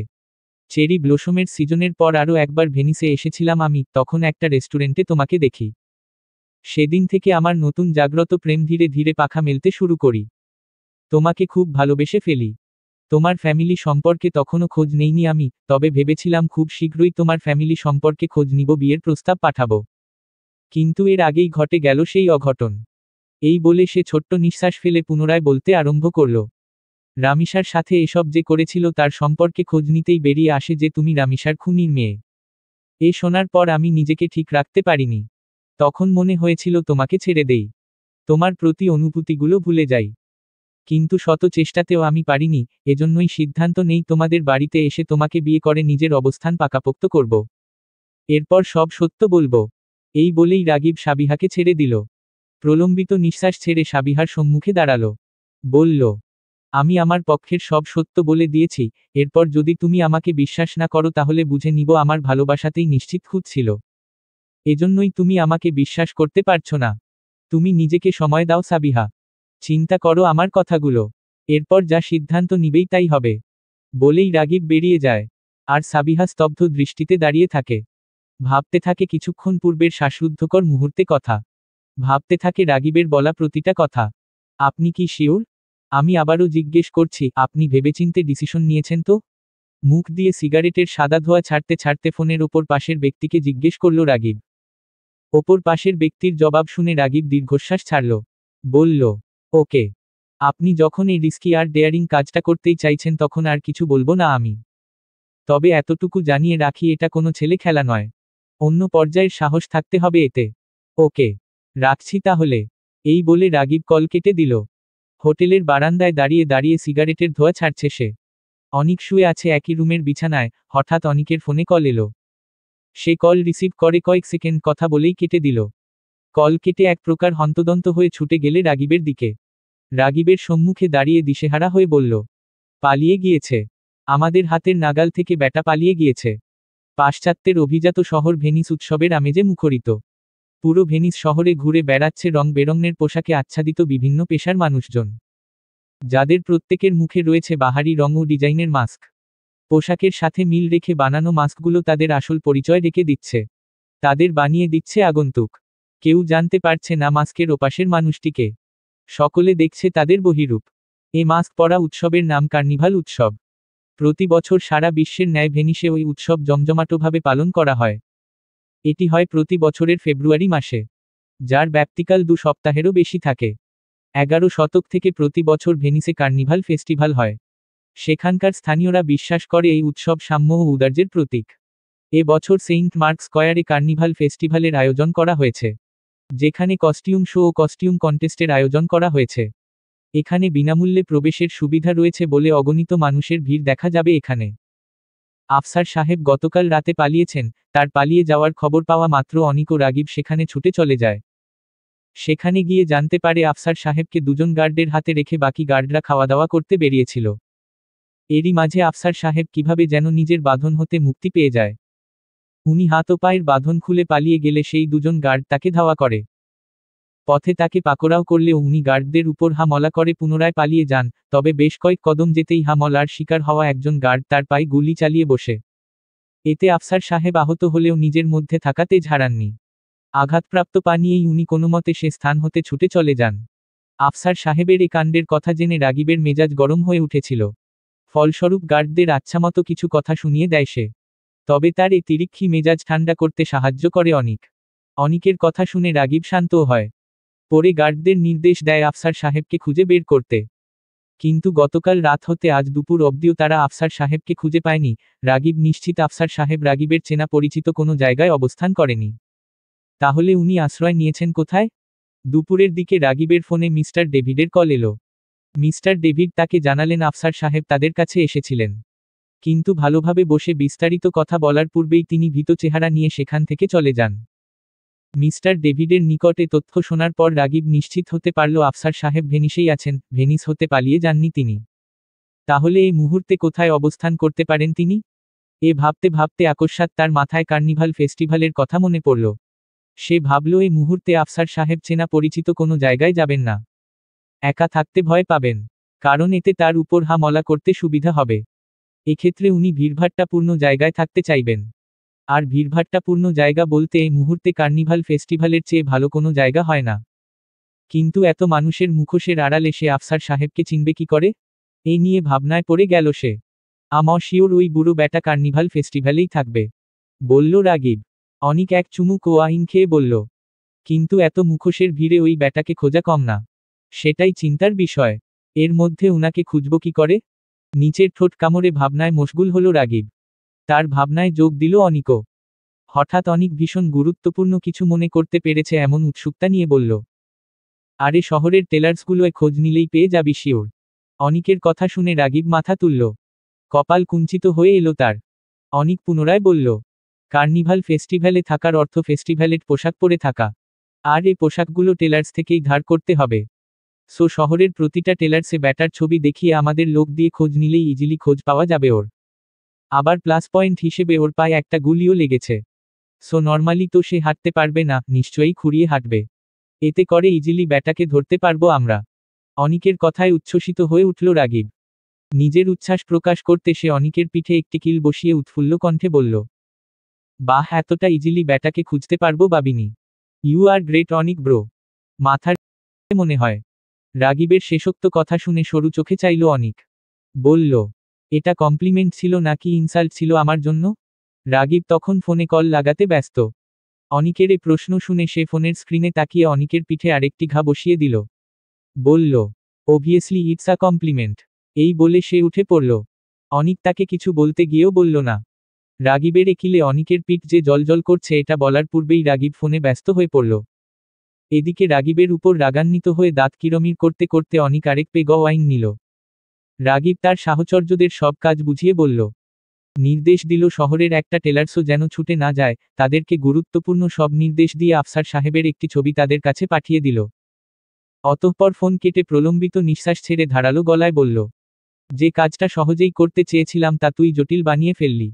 কিন্তু কি আর করার, এর ফলও ভোগ করবি তুই। আফসার সাহেব উদ্বিগ্ন হৃদয় হাঁটছেন। তার হৃদকম্পন ক্রমশ ঊর্ধ্বমান, প্রচণ্ড ভয় আছেন তিনি। এই বুঝি তাকে রাগীব ধরে ফেলল। পুরনো আমলের লাল সাদা রাজঘরানার পোশাকে নিজেকে আচ্ছাদিত করে রেখেছেন তিনি। পুরো মুখশ্রী জুড়ে সাদা মাস্ক, যার দু চোখের অংশ লাল ডিজাইনে অঙ্কিত। মাস্কের মাথার অংশের এক পাশে রয়েছে লাল সাদা মিশ্রিত রঙের পালক। তার মতো এমনই বিভিন্ন সাজ পোশাকে আবৃত হয়ে আছে কতিপয় মানুষ। আর তাদের ছবি তুলছে ঘুরতে আসা বিভিন্ন পর্যটকেরা। ইতোমধ্যে আফসার সাহেবের পোশাকের ডিজাইনে আকৃষ্ট হয়ে গুটি কয়েক মানুষজন তার ছবিও তুলতে চেয়েছিলেন। কিন্তু প্রাণের ভয় নিয়ে চলাচল করতে থাকায় লোকগুলোর এ ছবি তোলার পর্বে রাগত হয়েছিলেন তিনি। ফলস্বরূপ বিনা বাক্যে তাদের উপেক্ষা করে যান তিনি। ভারী পোশাক পরে গুলি খাওয়া পা নিয়ে খুঁড়িয়ে খুঁড়িয়ে হাঁটছেন আফসার সাহেব। হাঁটতে বেশ কষ্ট হচ্ছে তার। কিছুদূর হাঁটার পর ক্লান্ত শরীর নিয়ে একটি রেস্তোরাঁয় বাইরে রাখা টেবিলগুলোর একটি চেয়ারে বসে পড়েন তিনি। ভেনিসে রাত নেমেছে বহুক্ষণ পূর্বেই। রাতের দীর্ঘতার সাথে বাড়ছে মানুষের আনাগোনা। জমে উঠছে কার্নিভাল ফেস্টিভাল। আশেপাশে কার্নিভাল ফেস্টিভালের পোশাক পরহিতা বিভিন্ন মানুষজন ঘুরে বেড়াচ্ছে অসংখ্য পর্যটক। রেস্তোরাঁয় বসে এক কাপ কফি অর্ডার করে বিল মিটিয়ে দিলেন আফসার সাহেব। চারপাশে এক নজর বুলিয়ে পরনের মাস্কটা খুলে মাথায় ঝুলিয়ে রাখলেন তিনি। দীর্ঘ সময় পর প্রাণ ভরে শ্বাস নিয়ে প্রলম্বিত নিঃশ্বাস ছাড়লেন তিনি। এ লুকোচুরি খেলা আর ভালো লাগছে না তার। কিন্তু প্রাণ বাঁচানোর দায়, এই খেলা তো চালিয়ে যেতেই হবে। যতক্ষণ লুকিয়ে থাকবে প্রাণ বেঁচে থাকবে ততক্ষণ। যখন এ খেলার সমাপ্তি ঘটবে তখন সমাপ্তি ঘটবে তার প্রাণেরও। 10 মিনিটের মাঝে টেবিলে কফি চলে এলো। কফির কাপে এক চুমুক দিয়ে প্রশান্তির নিঃশ্বাস ছাড়লেন তিনি। কিন্তু দ্বিতীয় চুমুক দিতেই হঠাৎ তার কাঁধে হাত রাখল কেউ। চমকে উঠলেন আফসার সাহেব। বেসামাল তার দরুন পুড়িয়ে ফেললেন ঠোঁটজোড়া। তার কাঁধে হাত রাখা লোকটি বলে উঠল, হেই ম্যান। সামান্য এ কথায় প্রাণ বাঁচানোর দায় পালিয়ে বেড়ানো আফসার সাহেবের মনে ভয়ের উদ্রেক ঘটাল। তিনি ভাবলেন পিছনের মানুষটি রাগীব বা তার কোনো লোক নয়তো, এই ভেবে আতঙ্কে কফির কাপ ফেলে পুড়ে যাওয়া ঠোঁট নিয়েই হুড়মুড় করে উঠে দাঁড়ালেন তিনি। নিজেকে বাঁচানোর ভয় পিছনের লোকটিকে না দেখেই খুঁড়াতে খুঁড়াতে পালালেন তিনি। এদিকে তার এই ব্যবহারে সেই লোকটি কিছুটা আশ্চর্যান্বিত হল। লোকটি মূলত আফসার সাহেবের সাজপোশাক দেখে নিজের একজন সহকর্মীকে সন্দেহ করেছিলেন। সে সন্দেহের জোরেই তিনি আফসার সাহেবের সাথে কথা বলে নিশ্চিত হতে চেয়েছিলেন। কিন্তু পিছন হতে আফসার সাহেবকে ডাকা মাত্র তিনি ছুটে পালালেন। গুলি খাওয়া পা নিয়ে কোনোমতে দৌড়ে সেইন্ট মার্ক স্কয়ারে পৌঁছালেন আফসার সাহেব। এখানে মানুষজনের ভিড় অগণিত। ঘড়িতে সময় হয়েছে রাত 1টা। অথচ এখানে লোকজনের ভিড় কমেনি একটুও। এদিকে অবিরাম দৌড়ানোর ফলে পায়ে চিনচিন ব্যথা অনুভব করলেন তিনি। এ মুহূর্তে এই ভিড়ে দাঁড়িয়ে থাকা দায় হয়ে পড়ল তার জন্য। ফলস্বরূপ হাঁপাতে হাঁপাতে ভিড় হতে খানিক দূরে একটি বেঞ্চে বসলেন তিনি। এখানেও অবশ্য ভিড়ের কমতি নেই। হাঁপিয়ে উঠা আফসার সাহেবকে মাস্কে আবৃত হতে দেখে কয়েকজন পর্যটক ছুটে এলেন তার সম্মুখে। নিজেদের ফোন দিয়ে ছবি তুলতে লাগলেন তার। এ ছবি তোলার পর্ব দেখে ভীষণ বিরক্ত হলেন আফসার সাহেব। কিন্তু পরিস্থিতির জাতাকলে পড়ে মুখ বুজে সব সহ্য করে গেলেন তিনি। 5 মিনিট অতিবাহিত হল। আফসার সাহেব পূর্বের তুলনায় খানিক স্বাভাবিক হয়ে এসেছেন। তবে তার পায়ের আঘাতের চিনচিনে ব্যথা এখনো কমেনি। গতকাল রাতে গুলি খাওয়ার পর একটা ডিসপেন্সারি শপ হতে কিছু ওষুধ ব্যান্ড এইড নিয়েছিলেন নিজের জন্য। গুলি ছুঁয়ে চলে যাওয়ায় পা হতে গুলি বের করার ঝামেলা পোহাতে হয়নি তাকে। গড়িয়ে পড়া রক্ত পরিষ্কার করেই তিনি ব্যান্ডেজ করেন সেখানে। ব্যান্ডেজ করার পর হতে এখনও ধীর স্থিরভাবে বেশিক্ষণ বসে থাকতে পারেননি তিনি। ফলে পায়ের ব্যথা বেড়েছে বৈকি কমছে না। এ পায়ের ব্যথার ফলেই যন্ত্রণায় ক্ষীণ শব্দে আর্তনাদ করতে থাকেন তিনি। বেশ কিছুক্ষণ পর নিঃশ্বাস নিতে খানিক বাধাপ্রাপ্ত হওয়ায় পরনের মাস্ক খুলে মাথায় ঝুলিয়ে রাখেন তিনি। ভুলে যান নিজেকে আবৃত করার কথা, প্রাণ বাঁচানোর কথা। পানি খাবেন শ্বশুর মশাই? আকস্মাৎ পাশ হতে চিরপরিচিত সেই কণ্ঠস্বর শুনে চমকে উঠলেন আফসার সাহেব। ধক করে উঠল তার ক্ষুদ্র হৃদয়খানা। মুহূর্তেই ভয়েরা এসে জড়ো হলো তার চারপাশে। ক্ষণিকের জন্য নিঃশ্বাস নিতে ভুলে গেলেন তিনি। চিরপরিচিত সেই কণ্ঠস্বরের মালিককে তা পুরোপুরি নিশ্চিত হতেই তিনি ঘাড় ঘুরালেন। অমনিই সম্মুখীন হলেন রাগীবের গা শীতল করা এক হাসির। ভয়ে চমকে উঠলেন তিনি। গাঢ় নীল রঙের পুরনো রাজপোশাকে সজ্জিত হয়েছে রাগীব। মাথা হতে গলা অবধি রয়েছে নীলের উপর সোনালী কারুকার্য খচিত একটি মাস্ক। তবে এই মুহূর্তে সেই মাস্কটি তার মুখে নেই, বরং রয়েছে তার হাতে। এদিকে তাকে দেখে আফসার সাহেবের মুখশ্রী পাংশুটে বর্ণ ধারণ করল। চোখের পলকেই তিনি মাস্কসহ উঠে পালালেন। কিন্তু রাগীব বসে রইল, কারণ সে জানে আফসার সাহেবের দৌড় কতদূর পর্যন্ত। বেঞ্চের কাছে দাঁড়িয়ে থেকেই সে দেখল আফসার সাহেব কোন গলি দিয়ে পালানো। আফসার সাহেব ডান পাশের একটি গলি ধরে পালালেন। ডান পাশের গলি ধরতেই রাগীব সেদিকে এক ছুট লাগাল। দৌড়াতে দৌড়াতে কল দিল অনিককে। বলল এই রাস্তার মাথায় দাঁড়াতে। আফসার সাহেব ছুটছেন, ব্যথায় জর্জরিত পা নিয়ে অবিরাম ছুটছেন। দুবার পিছনে ফিরে দেখলেন রাগীব তাকে ধাওয়া করছে। রাগীবকে দেখে তার যেন কলিজা শুকিয়ে এলো। তিনি নিজের সাধ্যমতো যথেষ্ট চেষ্টা করে দৌড়ানোর গতি বাড়ালেন। দৌড়াতে দৌড়াতে এই গলি পেরিয়ে পরের গলিতে গেলেন। কিন্তু রাগীবের নিকট হতে লুকিয়ে পড়ার জায়গা খুঁজে পেলেন না। হঠাৎ দেখলেন সামান্য দূরেই কার্নিভাল ফেস্টিভ্যালের পোশাক পরহিতা কয়েকজন ব্যক্তি ভিড় জমিয়েছে। তিনি দ্রুত গিয়ে সেই ভিড়ে ঢুকে পড়লেন। এদিকে পরের গলি হতে এই গলিতে ঢুকতে ঢুকতেই আফসার সাহেবকে হাতছাড়া করে ফেলল রাগীব। তার অতি ব্যস্ত অনুসন্ধানী দৃষ্টিজোড়া আফসার সাহেবকে খুঁজতে লাগল, কিন্তু পেল না। অতঃপর তার নজর গিয়ে ঠেকল সেই ভিড়ের উপর। কাল বিলম্ব না করে সে ছুটে গেল ভিড়ের দিকে। রাগীবকে ছুটে আসতে দেখে আফসার সাহেব আতঙ্কে হতবুদ্ধি হয়ে পড়লেন। কোনো রকম চিন্তা ভাবনা ছাড়াই নিজেকে যথাসম্ভব আড়াল করে সেই ভিড় হতে বেরিয়ে গেলেন তিনি। আফসার সাহেবকে হন্যে হয়ে ভিড়ের মধ্যে খুঁজতে লাগলো রাগীব, কিন্তু পেল না। তবে ক্ষণিকের মাঝেই লক্ষ্য করল ভিড় হতে বেরিয়ে একটি লোক দৌড়াচ্ছে। এতে কোনো সন্দেহ নেই লোকটা আফসার সাহেব। রাগীব পুনরায় ছুট লাগাল। আফসার সাহেব দৌড়াচ্ছেন, যতটা পারছেন শরীরে জোর দিয়ে দৌড়াচ্ছেন। তার পিছে দৌড়াচ্ছে রাগীব। আফসার সাহেবের দৌড়ানোর এই গতি দেখে অবাক হলো রাগীব। সে ভেবে পেল না আফসার সাহেবের শরীরে এত শক্তি এলো কি করে। আফসার সাহেব দৌড়াতে দৌড়াতে প্রায় জন্মানবশূন্য একটি গলিতে ঢুকে পড়লেন। সুযোগ পেল রাগীব। দৌড়াতে দৌড়াতে হয়রান হয়ে যাওয়া বিরক্ত হল সে। ফলে মুহূর্তেই পরনের পোশাকের আস্তিন হতে পিস্তল বের করে আফসার সাহেবের আহত পায়ে গুলি চালাল সে। লুটিয়ে পড়লেন আফসার সাহেব। তীব্র ব্যথায় আর্তনাদ করলেন তিনি। রাগীব ততক্ষণে দৌড়ে আফসার সাহেবের নিকট চলে এলো। আফসার সাহেবের নাগালে এসে হাঁটুতে হাত ভর দিয়ে হাঁপাতে লাগল সে। ব্যথায় জর্জরিত আফসার সাহেবের দিকে তাকিয়ে তাচ্ছিল্যের হাসি দিয়ে হাঁপিয়ে উঠা কণ্ঠে নিয়ে বলল, তোর দৌড় এতটুকুই? আর কত পালাবি বুড়ো ব্যাটা? শেষ মুহূর্তে এসেও আফসার সাহেবের রাগ ও তেজ যেন কমল না। তিনি ঘৃণা ভরা চাহনিতে রাগীবের পানে চাইলেন। দাঁত কিরমির করে ক্ষীণ স্বরে কিছু বললেন, কিন্তু রাগীবের কানে তা গেল না। রাগীব বলল, অনেক ভাগিয়েছিস আমাকে। যেখানে তোকে এক গুলিতেই মারতে চেয়েছিলাম, সেখানে এই পিস্তলের সব কটা গুলি তোর শরীরের বিভিন্ন জায়গায় বিধিয়ে মারব তোকে। তোর মৃত্যুটা হবে যন্ত্রণার, কঠিন যন্ত্রণার। যন্ত্রণার মৃত্যু কাকে বলে দেখবি না? স্বচক্ষে দেখাবো তোকে। রাগীবের কথা শেষ হওয়া মাত্রই ধূর্ত আফসার সাহেব ক্ষণিকের মাঝেই একটি কাজ করে বসলেন। হাত দিয়ে হাঁটুতে ভর দিয়ে থাকা রাগীবকে এক ধাক্কায় মাটিতে ফেলে দিলেন তিনি। অতঃপর গুলি খাওয়া পা নিয়ে দ্রুত উঠে দৌড়াতে লাগলেন তিনি। এবারের দৌড়ানোর গতি পূর্বের তুলনায় বহু কম। তিনি জানেন এ দৌড়ে কিছু হবে না, বাঁচতে পারবেন না তিনি। তবুও তিনি চেষ্টা করবেন, বাঁচার তীব্র চেষ্টা করবেন। 1 মিনিটও যদি বেশি বাঁচা যায় তিনি তাই চেষ্টা করবেন। আফসার সাহেবের এ কাজে মাটিতে পড়েই উচ্চ শব্দে হাসতে লাগল রাগীব। অট্ট হেসে গলা উঁচিয়ে বলল, বেশি দূর যেতে পারবি না রাশকে ল। খুব শীঘ্রই আরেকটা গুলি খাবি হয়তো, আর ওখানেই লুটিয়ে পড়বি। রাগীবের কথা শেষ হতে দেরি হলো।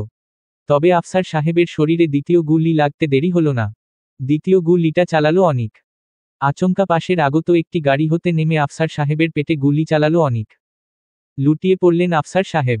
পূর্বের তুলনায় আরও যন্ত্রণায় কাতরালেন তিনি। ওদিকে রাগীব উঠে এলো। আফসার সাহেবের নিকটে এসে পেটের বাম পাশে একটি গুলি চালালো সে। আফসার সাহেবের অবস্থা এখনও শোচনীয়। মৃত্যুর দ্বারপ্রান্তে এসে দাঁড়িয়েছেন তিনি। আর ব্যথা সহ্য করতে পারছেন না। চিৎকার শব্দটুকুও হারিয়ে ফেলেছেন তিনি। রাগিব আফসার সাহেবের এ যন্ত্রণায় কাতরানো মুখখানা দেখল। একটু মায়া হলো না ওই মুখের উপর। আর হবেই বা কেন? ওই লোকটা যে তার বোনের খুনি। অনিক আফসার সাহেবের দিকে তাকিয়ে প্রশান্তির হাসি হাসল।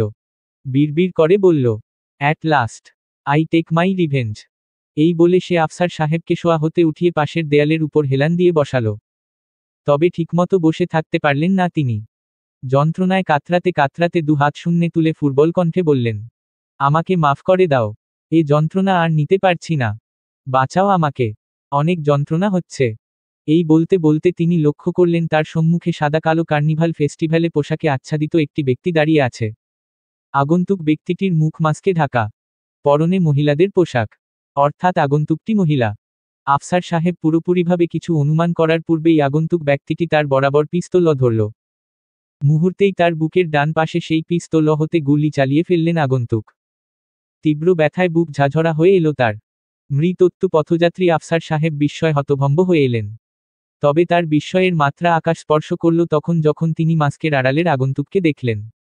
তিনি দেখলেন মাস্কের আড়ালে আর কেউ নয় বরং সালমা বেগম। অর্থাৎ সালমা বেগমই গুলিটা চালিয়েছেন। বিস্ময় হতবাক আফসার সাহেব তীব্র যন্ত্রণা নিয়ে আমতা আমতা করে বললেন, সালমা তুমি? মৃত্যু পথযাত্রী আফসার সাহেব নিজের চোখকে যেন বিশ্বাস করাতে পারছেন না।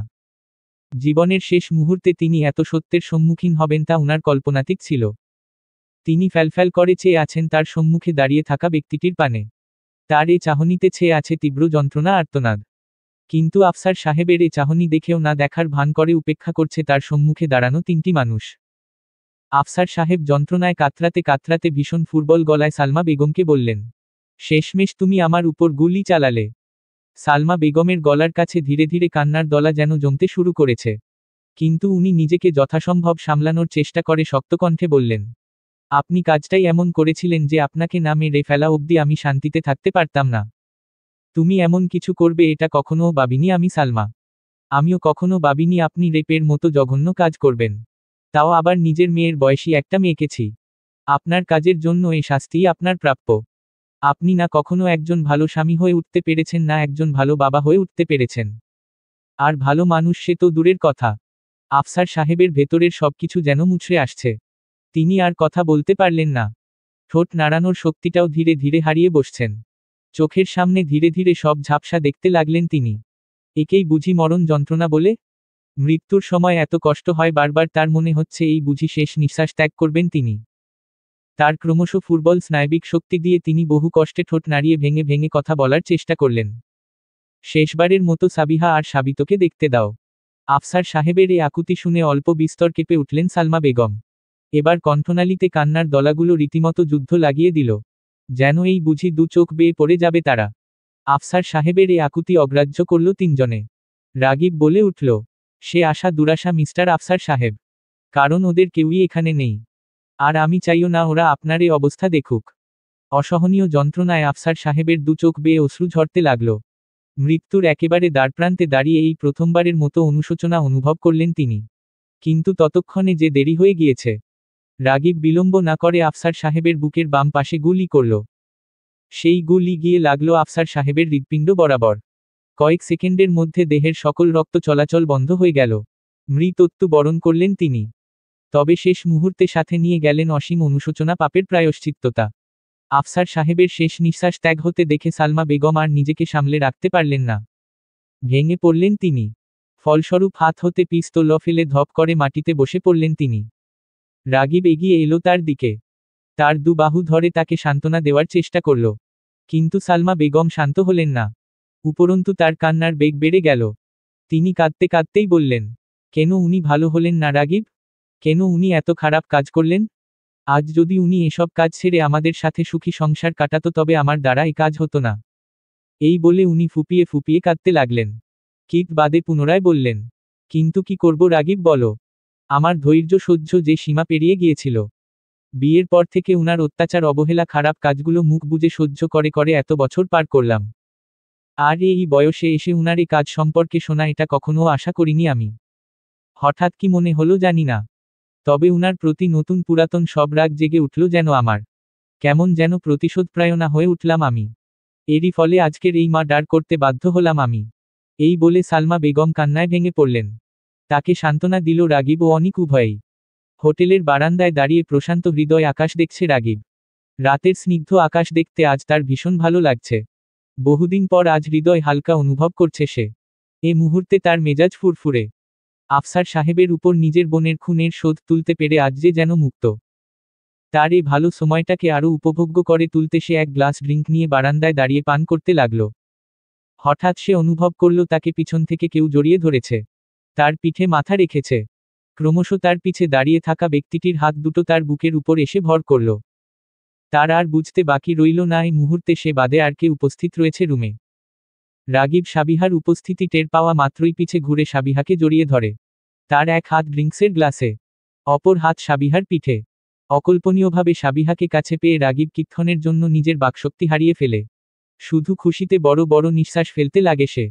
অতঃপর খানিক বাদে নিজেকে ধাতস্থ করে সে সাবিহাকে বলল, থ্যাংক ইউ স্নিগ্ধময়ী।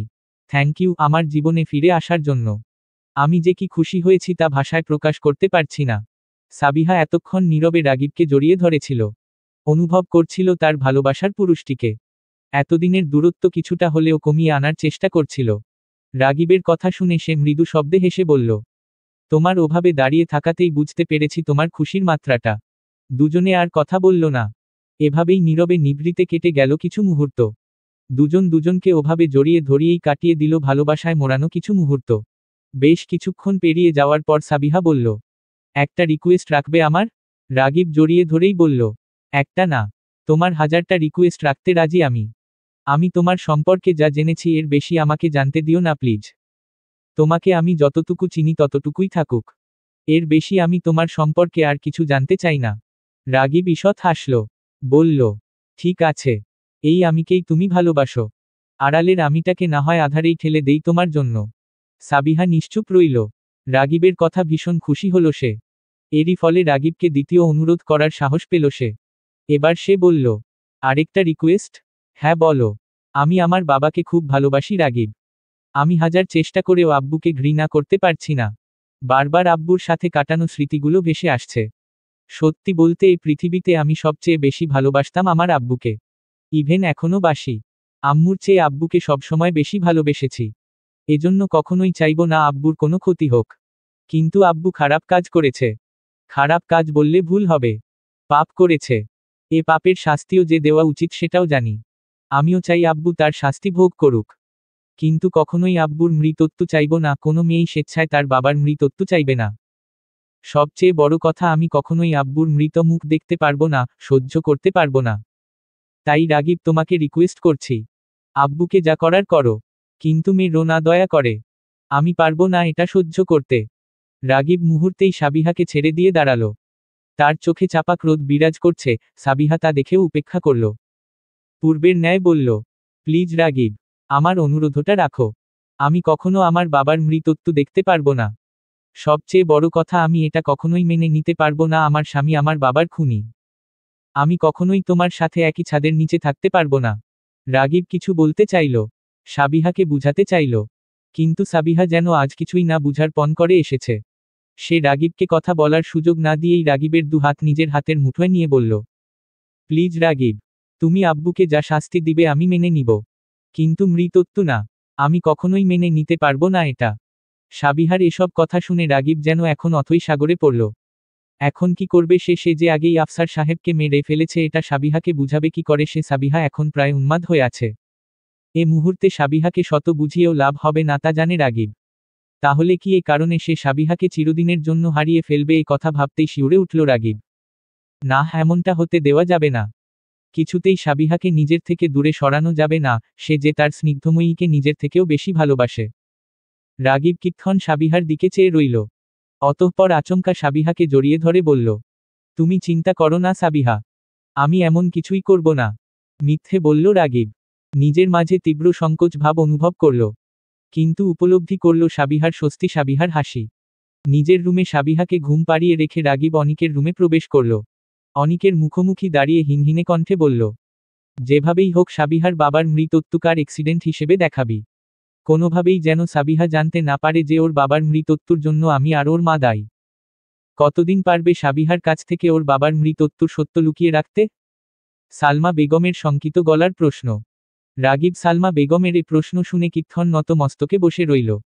খানিক সময় পেরোতে প্রলম্বিত নিঃশ্বাস ছেড়ে বলল, জানি না, তবে শেষ অবধি চেষ্টা করে যাব। কারণ আমি সাবিহাকে হারাতে চাই না। যে কোনো মূল্যে ওকে আমার কাছে রাখতে চাই। এর জন্য শত মিথ্যের প্রশ্রয় নিতে হলেও আমি দ্বিধাবোধ করব না। রাগিবের কথায় সালমা বেগম দীর্ঘশ্বাস ছাড়লেন।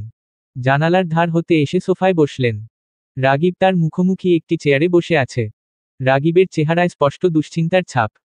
সে ভেবেছিল রাত পেরোতেই সকালে সাবিহাকে তার বাবার বিষয়ে সবটা খুলে বলবে। কিন্তু এর পূর্বেই যে সাবিহা এমন এক আবদার করে বসবে তা কল্পনাও করেনি রাগিব।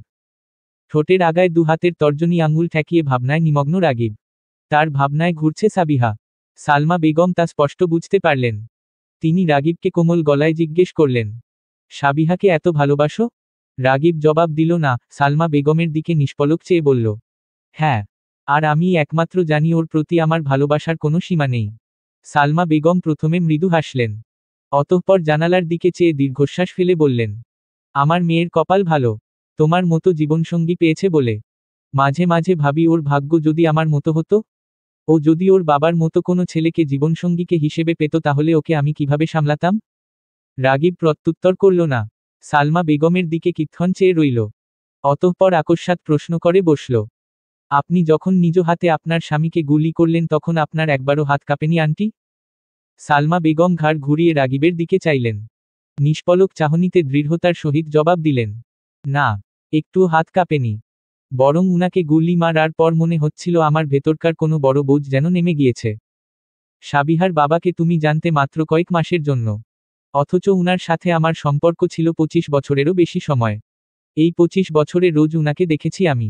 উনার অত্যাচার সহ্য করেছি। উনার কুকীর্তি জেনেও মুখ বুজে সহ্য করেছি। কিন্তু কিছু করতে পারিনি। কারণ উনার বিরুদ্ধে যাওয়ার সাহস ছিল না আমার। আমার পাশে দাঁড়ানোর মতো কেউ ছিল না। আবার সাবিহা আর সাবিতকে নিয়েও খুব চিন্তা হতো। কিন্তু এত বছর পর যখন তুমি এসে ওর বাবার করা পাপগুলো বর্ণনা দিলে বিশ্বাস করো আমি নিজেকে কোনোমতেই নিয়ন্ত্রণ করতে পারিনি।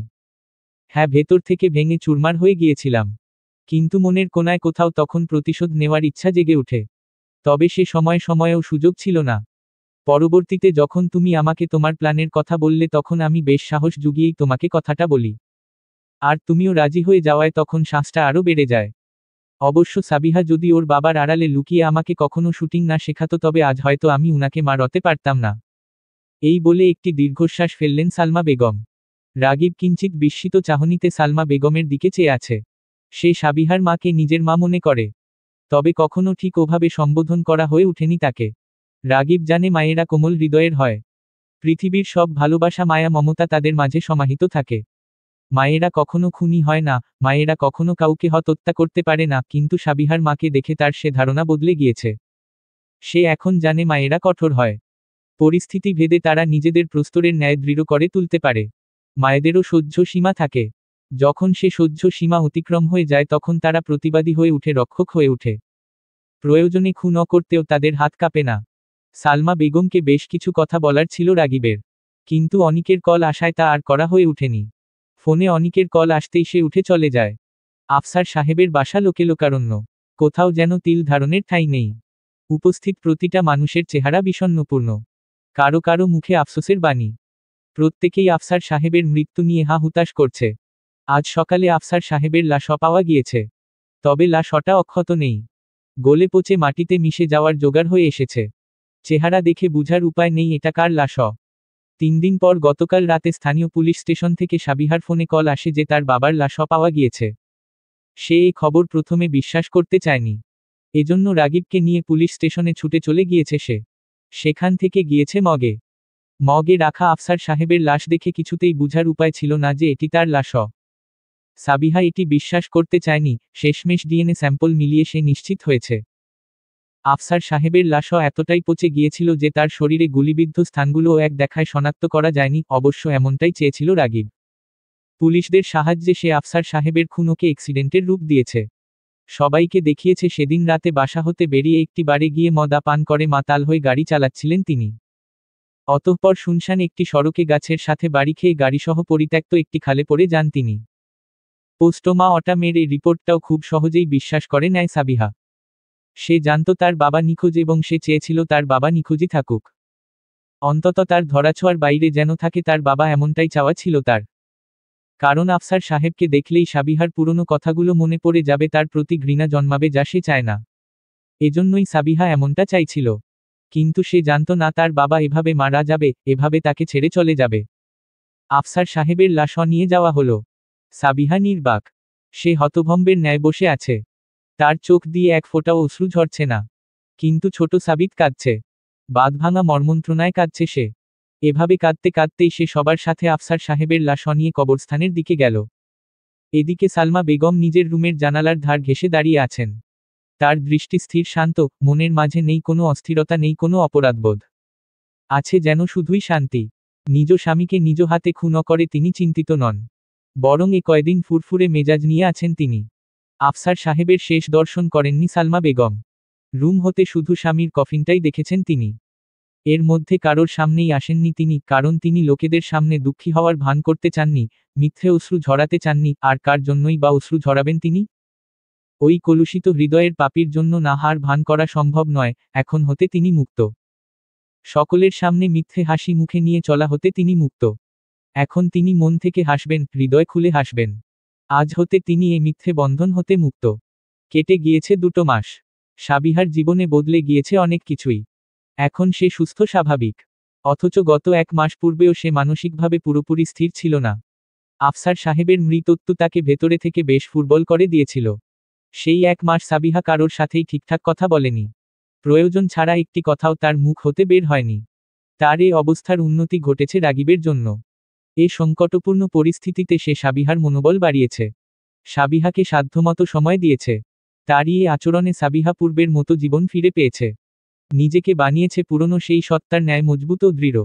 গত 2 দিন হলো রাগিব ও সাবিহা সিসিলি এসেছে। রাগিব চেয়েছিলে আর 1 বছর পর সাবিহার সেমিস্টার শেষ হলে সে সাবিহাকে নিয়ে সিসিলিতে স্থায়ী হয়ে যাবে। এর পূর্বে সে সাবিহাকে সিসিলি আনতে চায়নি। কিন্তু সাবিহার জোরাজোরিতে এক প্রকার বাধ্য হয়েই সে সাবিহাকে নিয়ে সিসিলি ঘুরতে চলে আসে। আপাতত তারা সিসিলিতে রাগিবের বাংলোতে অবস্থান করছে। রাজীব সাহেবের রুমের রকিং চেয়ারে বসে আছে সাবিহা। হাতে প্রাইড অ্যান্ড প্রেজুডিস বই। গভীর মনোযোগ সহকারে বই পড়ছে সে। সিসিলিতে আসার পর হতে রাগিব বাইরে গেলেই সাবিহা রাজীব সাহেবের রুমে বসে সময় কাটায়। নির্বাক রাজীব সাহেবের সাথে কথা বলে। যদিও সেসব কথার প্রত্যুত্তর সে পায় না, কিন্তু কথা বলে। রাজীব সাহেবের মাঝে নিজের প্রয়াত বাবার ছবি দেখতে পায় সাবিহা। এজন্যই বোধ হয় আরও বেশি সময় এই রুমে ব্যয় করে সে। সাবিহার গভীর মনোযোগের ব্যাঘাত ঘটে রুমের বাইরে চলমান কিছু শব্দের কারণে। এ ব্যাপারে রুমের বাইরে থাকা গার্ডদের সাথে কথা বলতে চেয়ার ছেড়ে উঠতে নিলেই ঘটল এক আকস্মিক ঘটনা। ঝড়ের বেগের ন্যায় গার্ডের পোশাক পরিহিত 2 লোক ঢুকল রুমে। তাদের হাতে পিস্তল, সাদা শার্ট, রতে রঞ্জিত। দরজা খুলেই অবিলম্বে তারা গুলি চালালো রুমের এদিক ওদিক। প্রথমে সিসিটিভি ক্যামেরা, রুমের লাইট, অতঃপর দামি দামি কিছু ভাস ভেঙে চুরমার হলো। এখন রুম প্রায় অন্ধকারে ঢাকা। আলো বলতে বাইরে আবছায়া দিনের আলো প্রবেশ করছে রুমে। সে আলোতেই সাবিহা দেখতে পেল গার্ড দুটোর হিংস্র চেহারা। এদিকে ঘটনার আকস্মিকতায় কিক্ষণের জন্য কিংকর্তব্যবিমূঢ় হয়ে পড়ল সাবিহা। অতঃপর তার টনক নড়ল যখন গার্ড দুজনের একজন রাজীব সাহেবের দিকে এবং অপরজন তার দিকে পিস্তল তাক করল। কিন্তু সে পিস্তলের ট্রিগার দাবানোর পূর্বেই সাবিহা তড়িতে হাতের বইটি প্রথম গার্ডের কবজি বরাবর ছুঁড়ে মারল। অতঃপর তার হাতের পিস্তলটি গিয়ে মেঝেতে পড়ল। এরই মাঝে দ্বিতীয় গার্ডটি সাবিহার উপর গুলি চালাতে উদ্যত হল। কিন্তু সাবিহা তড়িৎ গতিতে এগিয়ে গিয়ে পা উঁচিয়ে গার্ডের হাত হতে পিস্তল ফেলে দিল। অতঃপর নিজের ক্যারাটের টেকনিক খাটিয়ে গার্ড দুটোকে কোনোমতে ধরাশায়ী করল। তবে গার্ড দুটোও কম কিসে। সাবিহার ক্যারাটে প্রয়োগ দেখে নিজেরাও সাবিহার উপর হামলা করল। 2 ছেলের সাথে এক হাতে পেরে উঠতে পারছে না সাবিহা। বিভিন্ন কৌশল খাটিয়ে নিমিষের জন্য গার্ডদের হতবুদ্ধি করলেও পরবর্তীতে তারা ঠিকই তাকে মারতে পেরেছে। সে প্রাণপণ চেষ্টা করছে যেন গার্ড দুটোর হাতে কোনোমতেই পিস্তলগুলো পুনরায় না আসে। গার্ডগুলোয় সর্বোচ্চ চেষ্টা করছে নিজেদের উদ্দেশ্য হাসিলের জন্য। এভাবে 2 মিনিটের মাথায় বাড়ির বাইরে হতে বেশ কয়েকজন গার্ড দ্রুত রাজীব সাহেবের রুমে প্রবেশ করল। মুহূর্তেই নিজেদের সম্মিলিত শক্তি দিয়ে তারা লেবাসধারী গার্ড দুটোকে পুরোপুরি ধরাশায়ী করে ফেলল। তন্মধ্যে একজন গার্ড জরুরি কণ্ঠে সাবিহাকে জিজ্ঞেস করল, ম্যাম, আপনি ঠিক আছেন? কিছু সময়ের জন্য চলা রপিটের দরুন সাবিহা শরীরের বেশ ক জায়গায় আঘাত পেয়েছে। সেসব জায়গায় মুহূর্তে চিনচিনে ব্যথা অনুভব হচ্ছে। তা সত্ত্বেও সে গার্ডটিকে মিথ্যে বলল, আমি ঠিক আছি। আর বাবারও কিছু হয়নি। গার্ডটি স্বস্তির নিঃশ্বাস ফেলল। বলল, রাগিব স্যার ও অনিক স্যার যে কোনো মুহূর্তে চলে আসবেন। আপনি আপনার রুমে গিয়ে রেস্ট নিন ম্যাম। আমরা রাজীব স্যারকে অন্য রুমে শিফট করছি। সাবিহা আলতো মাথা দুলালো। গার্ডটি যেতে নিলেই সাবিহা পিছন হতে ডেকে তাকে জিজ্ঞেস করল, এই গার্ড দুটোকে? নিশ্চয়ই তোমাদের মধ্যে কেউ না? জি ম্যাম। এরা আমাদের লোক নয়। তাহলে এরা কারা? বাবাকে মা রতে এসেছিল কেন? গার্ডটি নত মস্তকে বলল, এ প্রশ্নগুলোর জবাব রাগিব স্যারই আপনাকে দিয়ে দিবে ম্যাম, আপনি এখন রুমে গিয়ে রেস্ট নিতে পারেন। সাবিহা আর কথা বাড়ালো না। কিছুক্ষণ পূর্বে ঘটে যাওয়া ঘটনা নিয়ে নিজের মাঝেই আলোচনা করতে করতে রুমের দিকে পা বাড়ালো।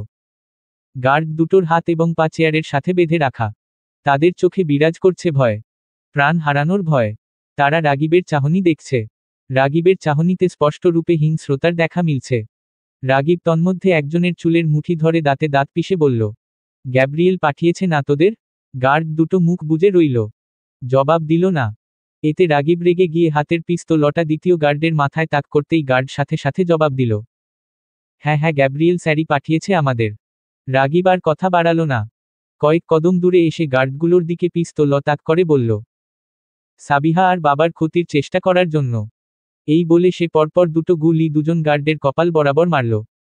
নিমিষের মাঝেই গার্ড দুটো প্রাণ হারালো। অতঃপর রাগিব মেঝেতে পিস্তল ছুড়ে দিয়ে বলল, গ্যাব্রিয়েল, ক্ষমতার লোভে আর কত নিচে নামবে তুমি? এতদিন আমাদের পিছে লেগে ক্ষান্ত হওনি, এখন আমার বাবার সাথে সাবিহার পিছনেও পড়েছ। হয়তো তোমার শেষ সময় চলে এসেছে গ্যাব্রিয়েল।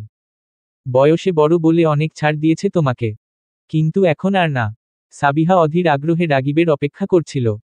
তার মনে উসখুস করছে ওই গার্ড দুটোকে কে পাঠিয়েছে তা জানার জন্য, ফলে রাগিব আসতেই সে বিলম্ব ব্যতীত রাগিবকে জিজ্ঞেস করে বসে, ওই গার্ড দুটোকে কে পাঠিয়েছে?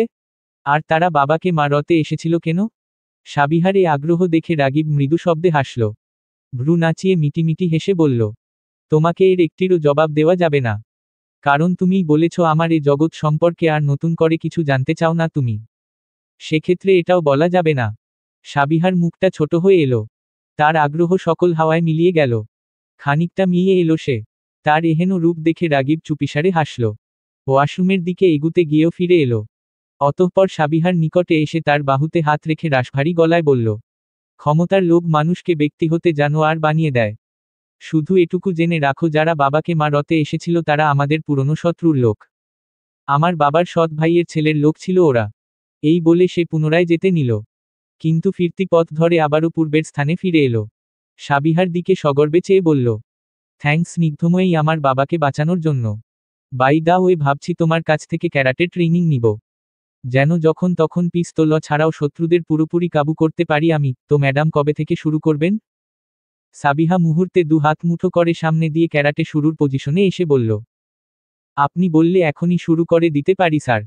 এই বলেই সে ফিক করে হেসে ফেলল। হাসল স্বয়ং রাগিব।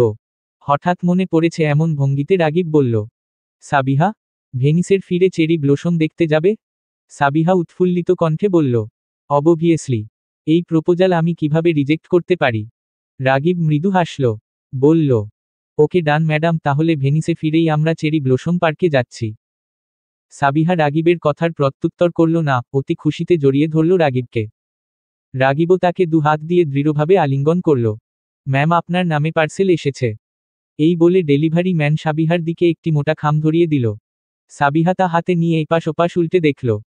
তার নাম ও ঠিকানা বাদে আর কারোর নাম বা ঠিকানা নেই সেখানে। সাবিহা ডেলিভারি ম্যানকে এই বিষয়ে কিছু জিজ্ঞেস করলে ডেলিভারি ম্যান অজানা হওয়ার ভান করল। সে সাবিহার হাতে পার্সেলটা দিয়ে চুপচাপ কেটে পড়ল সেখান থেকে। ডেলিভারি ম্যান যেতেই সাবিহা পার্সেলটা খুলল। অতঃপর পার্সেল খুঁটিয়ে খুঁটিয়ে যা দেখল তার জন্য সে মোটেও প্রস্তুত ছিল না। হাতের পার্সেলের মধ্যকার জিনিসগুলো দেখে সাবিহার পায়ের তলা হতে যেন মাটি সরে গেল। সে এমন কিছুর জন্য মোটেও প্রস্তুত ছিল না। তার হাতের পার্সেলে কার্নিভাল ফেস্টিভ্যালের বেশ কয়েকটি ছবি এবং প্রত্যেক ছবিতে তার বাবা ও রাগিবের চেহারা স্পষ্টভাবে দেখা যাচ্ছে। প্রথম তিনটি ছবির পরের ছবিগুলোতে দেখা যাচ্ছে রাগিব তার আফসার সাহেবের দিকে পিস্তল তাক করে দাঁড়িয়ে আছে, এরপরেরটায় দেখা যাচ্ছে আফসার সাহেব গুলিবিদ্ধ অবস্থায় পড়ে আছেন। এসব ছবি দেখে সাবিহার বুঝতে দেরি হলো না যে রাগিবই তার বাবাকে মেরেছে এবং তার অলক্ষ্যে অ্যাক্সিডেন্টের ঘটনা সাজিয়েছে। সাবিহা বিস্ময় হতভম্ব। এ সময়ে ঠিক কিরূপ প্রতিক্রিয়া দেখাবে সে তা ঠাহর করে উঠতে পারল না। কয়েক মুহূর্তের জন্য সে নিষ্পলক ছবিগুলোর দিকে তাকিয়ে রইল। কিছু মুহূর্তের জন্য যেন সে ছবিগুলোর মাধ্যমে চলমান দৃশ্য দেখতে পেল। রাগিব তার বাবাকে মারছে ভাবতেই শিউরে উঠল সে। সাবিহা ছবিগুলো নিয়ে ভেতরে চলে এলো। ছবিসহ পার্সেলটা বিছানায় ছুঁড়ে মারল। কয়েক সেকেন্ড সেদিকে চেয়ে রইল। অতঃপর আচমকা হাউমাউ করে কাঁদতে কাঁদতে বিছানা ঘেঁষে নিচে বসে পড়ল। কাঁদতে কাঁদতে বলল, আমি তোমাকে হারাতে চাইনি আব্বু। আমি তোমাকে খুব ভালোবাসি। জানি তুমি অনেক পাপ করেছ, কিন্তু তুমি একজন ভালো বাবা ছিলে। তুমি সবসময় আমাকে আগলে রেখেছ, স্নেহ দিয়েছ, আমার আবদার শুনেছ। আমি সত্যিই তোমাকে হারাতে চাইনি। আমি রাগিবকে বলেছিলাম আব্বু ও যেন তোমাকে না মেরে ফেলে, কিন্তু তারপরে ও তোমাকে মেরে ফেলল। এমনটা তো চাইনি আমি। আমি রাগিবকে ভালোবাসি আব্বু, কিন্তু ও তোমাকে আমার থেকে এভাবে কেড়ে নিবে তা স্বপ্নেও ভাবিনি। ওর কাছে আমি আবদার করেছিলাম, বারবার বলেছিলাম যেন তোমায় না মারে, কিন্তু ও আমার আবদার রাখল না। অথচ বলেছিল তোমাকে মারবে না। মিথ্যা বলেছিল ও, বড় মিথ্যা, আমাকে আড়ালে রেখেছিল। হ্যাঁ, এখন বুঝতে পেরেছি তোমার মৃত্যু অ্যাক্সিডেন্টে হয়নি। রাগিব নিজ হাতে তোমার খুন করেছ। এসব অ্যাক্সিডেন্ট, পুলিশ তদন্ত সব নাটক ছিল। আমার কাছ থেকে সত্য লুকাতে রাগিব এ কাজ করেছে। আমি কখনো ভাবিনি রাগিব তুমি আমার সব ভালোবাসা মুহূর্তেই এভাবে ঘৃণায় পরিণত করে দিবে। I just hate you Ragib, I just hate you. Sabiha মুখে হাত দিয়ে চিৎকার করে কাঁদছে, যেন তার এ কান্না দরজার ওপারে না পৌঁছায়। গলা শুকিয়ে আসছে তার, চোয়াল দুটো চিনচিনে ব্যথা করছে। অনেকক্ষণ এভাবে কাদার পর সাবিহা কিছুটা স্থির হলো। অতঃপর সাবিহা পুনরায় দৃষ্টিপাত করল ছবিগুলোর উপর। একাধারে কিক্ষণ ছবিগুলোর দিকে চেয়ে ফোপাতে ফোপাতে তার বাবাকে উদ্দেশ্য করে বলল, তোমার অনেক কষ্ট হয়েছে না আব্বু? রাগিব যখন তোমাকে গুলি করল, পচিয়ে মারল, তখন তোমার খুব কষ্ট হয়েছিল তাই না আব্বু? রাগিব কি করে পারল এমনটা করতে? কি করে পারল তোমাকে এত কষ্ট দিতে? ও কি একবারও আমার কথা ভাবল না? ও এতটা নিষ্ঠুর হলো কি করে? ওহ, ভুলেই গিয়েছিলাম ও একজন মাফিয়া। ওর জন্য এসব খুন খারাপি কোনো ব্যাপারই না। কিন্তু রাগিব আমাকে চিনেনি এখনো। ও কি ভেবেছে আমি ওকে ছেড়ে দিব? এসব সত্য জানার পর তো প্রশ্নই উঠে না, তোমাকে এর ফল ভোগ করতেই হবে Ragib, you have to pay for this murder. শেষোক্ত কথাগুলো বলার সময় সাবিহার চাহনি ও মুখভঙ্গি কঠোর হয়ে এসেছিল। হাতের মুঠো হয়ে উঠেছিল শক্ত। সাবিহা এখন যেন নিজের মধ্যে নেই। বাবার মৃত্যু দেখে সে ভুল সঠিকের পার্থক্য যেন ভুলে বসেছে তার বাবার কৃতকর্মের কথা। সে এখন পাগলপ্রায় হয়ে এসেছে। মানসিকভাবে হয়ে গিয়েছে বিপর্যস্ত। সাবিহা বিছানার উপর ওভাবেই ছবিগুলো রেখে ওয়াশরুমে চলে গেল। এরই মাঝে সামাদ রুমে প্রবেশ করল। সাবিহাকে খুঁজতে এসেছিল সে কিছু জরুরি কাজের জন্য। রুমে এসে সাবিহাকে এক ডাক দিতেই তার দৃষ্টি গিয়ে পড়ল বিছানায় এলোমেলোভাবে রাখা কয়েকটি ছবির উপর। সে যথেচ্ছভাবে একটি ছবি তুলে নিল। অতঃপর ছবিতে রাগিব ও আফসার সাহেবকে দেখে ধাক্কা খেল সে। বিস্ময় দৃষ্টিজোড়া বৃহদাকার করে কয়েক কদম পিছিয়ে এলো সে যেন কিছুতেই বিশ্বাস করতে পারছে না রাগিবই তার খালুর খুনি। মুহূর্তেই সে বুঝে গেল অ্যাক্সিডেন্টের ঘটনাটা পুরোপুরি বানানো ছিল। সামাদ কিছুক্ষণের জন্য শূন্য মস্তিষ্কে বসে রইল। অতঃপর দ্রুত একটি ছবি নিয়ে রুম থেকে বেরিয়ে এলো। গাড়ি ড্রাইভ করে সোজা চলে এলো অফিসে। আফসার সাহেবের বিজনেস এখন সামাদ সামলায়, আর রাগিব মাঝে মাঝে টুকটাক কিছু সাহায্য করে। রাগিব আজ অফিসে এসেছে জরুরি কিছু ফাইল চেক করার জন্য। সে তার জন্য নির্দিষ্ট করা কেবিনেই বসেছিল। সামাদ সেই ছবিগুলো নিয়ে আকস্মাৎ রাগিবের কেবিনে প্রবেশ করল। রাগিবের ডেস্কের উপর ছবিটা রেখে শীতল কণ্ঠে জিজ্ঞেস করল, খালুকে তুমিই মেরেছ তাই না রাগিব? আকস্মাৎ এরূপ প্রশ্ন শুনে রাগিব থতমত খেয়ে গেল। নিমিষের জন্য ছবির দিকে তাকিয়ে আমতা আমতা করে বলল, এসব কি বলছো সামাদ? উনার মৃত্যু তো অ্যাক্সিডেন্টে হয়েছিল। সামাদ টেবিলের উপর থাবা মারল। কিত কঠোর কণ্ঠে বলল, মিথ্যে বলো না রাগিব। ছবিতে স্পষ্ট বোঝা যাচ্ছে সব। কি দরকার ছিল অ্যাক্সিডেন্টের মিথ্যে নাটক সাজানোর? রাগিব মুহূর্তেই দৃষ্টি নামিয়ে নিল। হতাশার দীর্ঘশ্বাস ফেলে বলল, দরকার ছিল। সাবিহার কাছ থেকে এ সত্য লুকানোর দরকার ছিল। ও ওর বাবাকে জীবিত দেখতে চেয়েছিল সব সময়। আমার কাছে এসে এ নিয়ে রিকোয়েস্টও করেছে, কিন্তু ততক্ষণে উনাকে আমি মেরে ফেলেছিলাম। তবে সাবিহা হাজার রিকোয়েস্ট করলেও আমি উনাকে মারতাম, কারণ এটা উনার প্রাপ্য ছিল। আর আমি সাবিহাকে হারাতে চাইনি বলেই অ্যাক্সিডেন্টের নাটক সাজিয়েছিলাম। সামাদ কিক্ষণ নির্বাক চাহনিতে রাগিবের দিকে চেয়ে রইল। এ মুহূর্তে ঠিক কিরূপ প্রতিক্রিয়া দেখাবে সে তা নিয়ে যথেষ্ট চিন্তিত সে। আফসার সাহেবকে খুব মানত সে। প্রথম আফসার সাহেবের কৃতকর্মের কথা সে মেনে নিতে পারেনি। তার যেন বিশ্বাসই হচ্ছিল না। তবুও সে মেনে নিয়েছিল। এরপর যখন আফসার সাহেবের মৃত্যুর কথা সে জানতে পারে তখন সে স্বস্তি না পেলেও কষ্ট পায়নি। পুরো ঘটনায় সে ছিল এক প্রতিক্রিয়াহীন ব্যক্তি। আজও ঠিক তেমনই হয়েছে। সে বুঝতে পারছে না আফসার সাহেবের মৃত্যুর জন্য রাগিবকে ধন্যবাদ জানাবে নাকি তার বিরুদ্ধে গিয়ে কথা বলবে, প্রতিবাদ করবে। সামাদ রাগিবের দিকে চাইল, অনেকটা তাচ্ছিল্যের সহিতই বলল, কিন্তু সাবিহা তো সব জেনে গিয়েছে। ওর রুম থেকেই ছবিটা নিয়েছি আমি।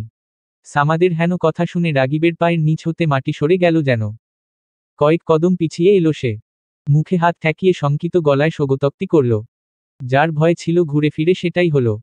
খালের পাশে শুনশান সড়ক ধরে হাঁটছে রাগিব ও সাবিহা। দুজনের মাঝে সবকিছু স্বাভাবিক। সাবিহা এমন ব্যবহার করছে যেন সে কিছুই জানে না বা রাগিবের প্রতি তার কোনো অভিযোগ নেই। তার এই শান্তশিষ্ট ভাবভঙ্গি দুপুর হতেই লক্ষ্য করছে রাগিব। সে প্রথমে বেশ অবাক হয়েছিল যখন শুনেছিল সাবিহা তার সাথে আজ সময় কাটাতে চায়, সে এই নিয়ে সাবিহাকে নিষেধ করেনি। বিকেলে সাবিহাকে নিয়ে সে বেরিয়েছিল। সাবিহার পছন্দের খাবার খেয়েছিল। এখন সাবিহার কথানুসারেই শুনশান নীরব সড়ক দিয়ে তারা হেঁটে চলছে। দুজনের মাঝে চলছে টুকটাক কথাবার্তা। সাবিহার এই স্বাভাবিক আচরণ দেখে রাগিব আর চিন্তিত হয়নি। নিশ্চিন্তে সময় কাটিয়ে যাচ্ছে সাবিহার সাথে। খালের পাশে সড়কের উপর বসে আছে দুজনে। দু জোড়া পা ঝুলছে খালের পাশে। সাবিহার চেহারা হাস্যোজ্জ্বল আর রাগিবের চেহারায় দেখা মিলছে স্বস্তির ছাপ। দুজনে কথা বলছে সিসিলিতে চলে যাওয়ার ব্যাপারে। এই নিয়ে কথা শেষে তারা দুজনেই নীরবে কিছু সময় কাটালো। কিন্তু মধুর এই নীরবতা ভাঙল তিক্ত এক কথায়। যখন সাবিহা আকস্মাৎ জিজ্ঞেস করল, আমার এত রিকোয়েস্টের পরও তুমি আব্বুকে কেন মেরে ফেললে রাগিব? রাগিব সম্মুখে চেয়ে প্রলম্বিত নিঃশ্বাস ছাড়ল। সে নিজ পক্ষের যুক্তি দেখাতে ঘুরে সাবিহার সম্মুখে চাইল। সে কিছু বলতে নিলেই সাবিহা পরনের ওভারকোট হতে পিস্তল বের করে মুহূর্তেই রাগিবের মাথায় তাক করে শীতল কণ্ঠে বলল, now it's your turn mister Ragib Shahriar. রাগিবের দৃষ্টি শান্ত ও স্থির। তবে তার চাহনিতে হাজারো প্রশ্ন। সাবিহার চাহনিতে দুঃখ, কষ্ট, রাগ ও অভিমানের এক মিশ্র প্রতিক্রিয়া। তার দৃষ্টি অস্থির, তার হাত দুটো অবিরাম কাঁপছে। রাগিবের দিকে কাঠিন্যের সহিত পিস্তল তাক করলেও তার স্থায়িত্ব দীর্ঘ করতে পারছে না সে। ট্রিগার চাপতে তার হাতজোড়া কাঁপছে। সে তীব্রভাবে অনুভব করছে তার অন্তরাত্মা তাকে বাধা দিচ্ছে। কিন্তু সে যে রাগিবের উপর প্রতিশোধ নিতে এসেছে, অথচ তার মন এই মুহূর্তে তাকে এই কাজে সায় দিচ্ছে না। কিন্তু সে সময় প্রচণ্ড জৌলুসে সে রাগিবের উপর প্রতিশোধ নেওয়ার সিদ্ধান্ত নিয়েছিল। এখন যেন নিজের কাজে নিজেই পস্তাচ্ছে সে। কিন্তু এখনও সে তার সিদ্ধান্তে অটল থাকতে চাইছে। এক প্রকার মনের বিরুদ্ধে গিয়ে মারতে চাইছে রাগিবকে। রাগিব সাবিহার এরূপ অচল ভঙ্গিমা দেখে প্রতিক্রিয়াহীন মুখ ভঙ্গিমায় বলল, কি ব্যাপার স্নিগ্ধময়ী, হাত চলছে না? নাকি মাথা ঠিক কাজ করছে না? সাবিহা নির্বাক রইল। সন্দেহ নেই রাগিবের বলা স্নিগ্ধময়ী শব্দটি তার কানে আঘাতপ্রাপ্ত হল। হয়তো হৃদয়ের অন্তঃস্থলে গিয়েও তা ছুরি বসাল। সাবিহার ওষ্ঠদ্বয় ঈষৎ কেঁপে উঠল। কিন্তু সে এখনও তার পূর্বের অবস্থানে টিকে রইল। রাগিব এবার তাচ্ছিল্যের হাসি হেসে জিজ্ঞেস করল, বাবার প্রতি ভালোবাসাটা এতই তীব্র যে ভুল আর সঠিকের পার্থক্য ভুলে বসেছ তুমি? সাবিহা এবার জবান খুলল। পিস্তলটা পূর্বের ন্যায় রেখেই বলল, তোমাকে বলেছিলাম আমি এই পৃথিবীতে সবচেয়ে বেশি ভালোবাসি আমার বাবাকে। তোমাকে এও বলেছিলাম আব্বুর সাথে আর যাই করো না কেন উনার জীবন নিও না। আমি কখনো চাইনি উনার মৃত মুখ দেখতে। আমি সবসময় চাইতাম আড়ালে হোক বা সম্মুখে হোক আব্বুর চেহারা আমি সবসময় দেখতে চাই। রাগিব কিছুটা তীক্ষ্ণ স্বরে প্রশ্ন করল, তোমার বয়সী একটা মেয়ের রেপ করার পরও তুমি এমনটা চাইছো? আর শুধু কি রেপ, তোমার বাবা তো আমার বোনের মার্ডারও করেছে। আমি বলিনি আমার বাবাকে ছেড়ে দাও। আমি বলেছিলাম আমার বাবাকে একটু ছাড় দাও। মৃত্যু নামক সাজা থেকে ছাড়। আর মার্ডারের কথা উঠলে শুধু আব্বু না, তোমার কথাও উঠে এখানে রাগিব। তুমি একজন মাফিয়া জানা সত্ত্বেও আমি তোমাকে ভালোবেসেছি, তোমার সাথে সারা জীবন কাটাতে চেয়েছি। তুমি কি পারতে না আমার কথা ভেবে আব্বুকে বাঁচিয়ে রাখতে? কি বলো, পারতে না? শেষোক্ত প্রশ্নগুলো চিৎকার করে বলল সাবিহা, অতঃপর আচমকাই কান্নায় ভেঙে পড়ল। সরিয়ে নিল রাগিবের উপর তাক করা পিস্তলটিও। আজ রাগিব সাবিহাকে সামাল দিল না, কাঁদতে দিল তার স্নিগ্ধময়ীকে। সে চাইছে অন্ততপক্ষে কান্নার মাধ্যমেও হোক সাবিহা যেন তার মনটা হালকা করতে পারে। আফসার সাহেবের কৃতকর্মের কথা ভালোমতো মনে গেঁথে নিতে পারে। ক্রন্দনরত সাবিহা পুনরায় জিজ্ঞেস করল রাগিবকে, কি রাগিব, বলো, তুমি কি পারতে না আমার কথা ভেবে আব্বুকে ছেড়ে দিতে? কেন মৃত্যুর মতো শাস্তি দিতে হলো তাকে? একটু কি ছাড় দেওয়া যেত না? এ পর্যায়ে রাগিব কাঠিন্যের সহিত বলল, কখনোই না। উনার মতো মানুষকে কখনো ছাড় দেওয়ার কথা কল্পনাতেও আনতে পারতাম না আমি। আজ তুমি যেমন তোমার বাবার মৃত্যুর প্রতিশোধ নিতে চাইছো আমার কাছ থেকে, ঠিক তেমনি আমি রামিসার রেপের প্রতিশোধ নিয়েছি তোমার বাবার কাছ থেকে। এভাবে সবকিছু জানার পরও যদি তুমি আমাকে মারতে চাও, okay, I am fine with that.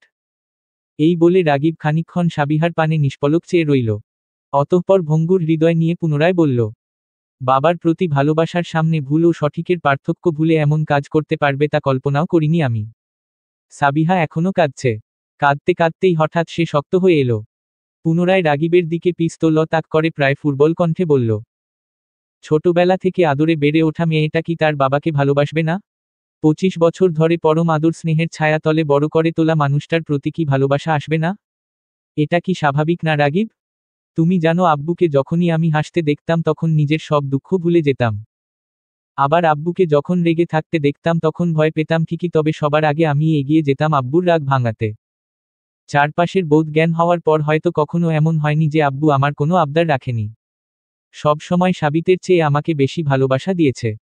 সব সময় আমার কষ্টগুলো নিজের মনে করেছে। তো সে মানুষটার প্রতি আমার কেন ভালোবাসা থাকবে না? আব্বুর জন্য আমার এত ভালোবাসা আছে যে তার করা প্রতিটা পাপের কথা আমি মনের কোনো এক কোণায় দাফন করে রেখেছি, যেন তার প্রতি আমার ভালোবাসা একটুও না কমে। আর আমি চাইও না যে আব্বুর প্রতি আমার ভালোবাসা কমে যাক, কখনোই চাই না। কখনো না। উন্মাদের ন্যায় প্রতিটা কথা বলল সাবিহা। তার এরূপ কথা ও ভঙ্গিমা দেখে রাগিব কিত শক্ত কণ্ঠে বলল, সাবিহা, তুমি মেন্টালি আনস্টেবল হয়ে পড়েছ। নিজ বুদ্ধিতে ভালো মন্দের বিচার করা ভুলে বসেছ। সাবিহা চিৎকার করে বলল, হ্যাঁ, ভুলে বসেছি। আমি পাগল হয়ে গিয়েছি রাগিব। আমি উন্মাদ গিয়েছি। সাবিহা, তুমি কি একবারও নিজেকে রামিসার জায়গায় কল্পনা করে দেখনি? একটা মেয়ে হয়ে আরেকটা মেয়ের অবস্থা বুঝতে পারোনি? রাগিবের কণ্ঠে তীব্র কষ্ট ও হাহাকার। সাবিহা তখন উন্মাদের মতো ঘাড় ঝাঁকিয়ে বলল, করেছি তো। আমি বুঝতে পেরেছি ওর কষ্ট। এও জানি ওর এই সর্বনাশের জন্য আমার আব্বু দায়ী। কিন্তু তবুও আমি নিজেকে বুঝাতে পারছি না যে আমার আব্বুকে তুমি মেরেছ। আমি জানি না তুমি ভালো করেছ নাকি মন্দ করেছ। আমি পাগল হয়ে যাচ্ছি রাগিব, আমার ভেতরে সব আউলিয়ে গিয়েছে। এই বলে হাতের পিস্তল ফেলে দুহাত দিয়ে মাথা চেপে ধরল সাবিহা। ধপ করে মাটিতে বসে চিৎকার করে কাঁদতে লাগল সে। তার এই অবস্থা সচক্ষে দেখে প্রায় দিশেহারা হয়ে পড়ল রাগিব। দ্রুত এগিয়ে এসে নিজের বুকের মাঝে নিয়ে নিল সাবিহাকে। এক হাতে সাবিহাকে আঁকড়ে ধরে অপর হাত দিয়ে পিস্তলটা তুলে ওভারকোটের পকেটে রেখে দিল সে। সাবিহা ফুপিয়ে ফুপিয়ে কাঁদছে। কাঁদতে কাঁদতে এক পর্যায়ে সে রাগিবের বুকেই জ্ঞান হারালো। অজ্ঞান সাবিহাকে বাড়ি পর্যন্ত নিয়ে যেতে সামাদকে কল করল সে। মিনিট 10 মাঝেই সামাদ গাড়ি নিয়ে সে স্থানে হাজির হলো। অতঃপর সামাদ ও রাগিব একত্রে সাবিহাকে গাড়িতে উঠিয়ে বাড়ির উদ্দেশ্যে রওনা হলো। সাবিহার জ্ঞান ফিরল আধ ঘন্টার মাঝেই। সালমা বেগম সাবিহার পাশেই বসেছিলেন। সাবিহার জ্ঞান ফেরার পর তিনি বেশ কিছুক্ষণ সময় চুপচাপ বসেছিলেন। মূলত তিনি সাবিহাকে ধীরস্থির হওয়ার সুযোগ দিচ্ছিলেন। অতঃপর কিছু সময় বাদে যখন তিনি বুঝলেন সাবিহা কিছুটা স্বাভাবিক হয়ে এসেছে তখন তিনি কঠোর হয়ে জিজ্ঞেস করলেন, তোর কি বিবেক বোধ সব লোপ পেয়ে গিয়েছে পুতুল? তুই ওই মানুষটার জন্য কি করে রাগিবকে মারতে যাচ্ছিলি? সাবিহা জবাব দিল না। নত মস্তকে নির্বাক চাহনিতে বসে রইল। সালমা বেগম পুনরায় বললেন, তোর বাবা কি কোনো ভালো মানুষ ছিল যে উনার জন্য তুই রাগিবকে খুন করতে যাচ্ছিলি? এই যে তোর বাবাকে তুই এত ভালোবাসিস, বলিস যে তোর বাবাও তোকে অনেক ভালোবাসে। কিন্তু তুই কি উনার স্বার্থ সম্পর্কে জানিস? তোর বাবা যে কতটা স্বার্থপর সে সম্পর্কে তোর একটুও ধারণা আছে কি? মায়ের এরূপ প্রশ্ন শুনে মাথা তুলে চাইল সাবিহা। তার চাহনিতে বিরাজ করছে গুটি কয়েক প্রশ্ন। সালমা বেগম মেয়ের এ চাহনি পড়তে পারলেন। সাবিহার প্রশ্নের জবাব দিতে তিনি ছোট্ট নিঃশ্বাস ছেড়ে বললেন, তুই যখন ছোট ছিলি তখন তোর বাবা অন্য একটা মেয়ের সাথে সম্পর্ক গড়ে তুলেছিল। মেয়েটার প্রেমে পাগল হয়ে সে আমাকে এমনকি তোকে ছেড়ে যেতেও রাজি হয়েছিল। কিন্তু আমি বারবার অনুরোধ করাই তোর বাবা থেকে গিয়েছিল। আবার আদিলের সাথে তোর বিয়ে দেওয়াটাও কিন্তু একটা বিজনেস ডিলের অংশ ছিল। আদিল আগে থেকে বিবাহিত ছিল। আর এটা তোর বাবাও জানত। কিন্তু এত কিছু জানার পরও তোর বাবা তোর সাথে আদিলের বিয়ে দিতে চেয়েছিল। কারণ তার বিজনেস ডিল। তোদের দুজনের বিয়ে হলে আদিলের বাবা তোর বাবার কোম্পানিতে বড় অঙ্কের ইনভেস্টমেন্ট করত। এ কারণে নিজের লোভের জন্য তোর বাবা তোকে বলি দিতেও পিছপা হচ্ছিল না। তো এই মানুষটার প্রতি তুই কিভাবে এত ভালোবাসা পোষণ করতে পারিস পুতুল? যে মানুষটা পাপ করেছে নিজ স্বার্থের আগে কখনো নিজ পরিবার সন্তানের কথা ভাবেনি, তার প্রতি এত ভালোবাসা কি করে জমা থাকে তোর বুকে? ভেবে দেখে পুতুল। নিজের বিবেক বুদ্ধি দিয়ে একটু ভেবে দেখ।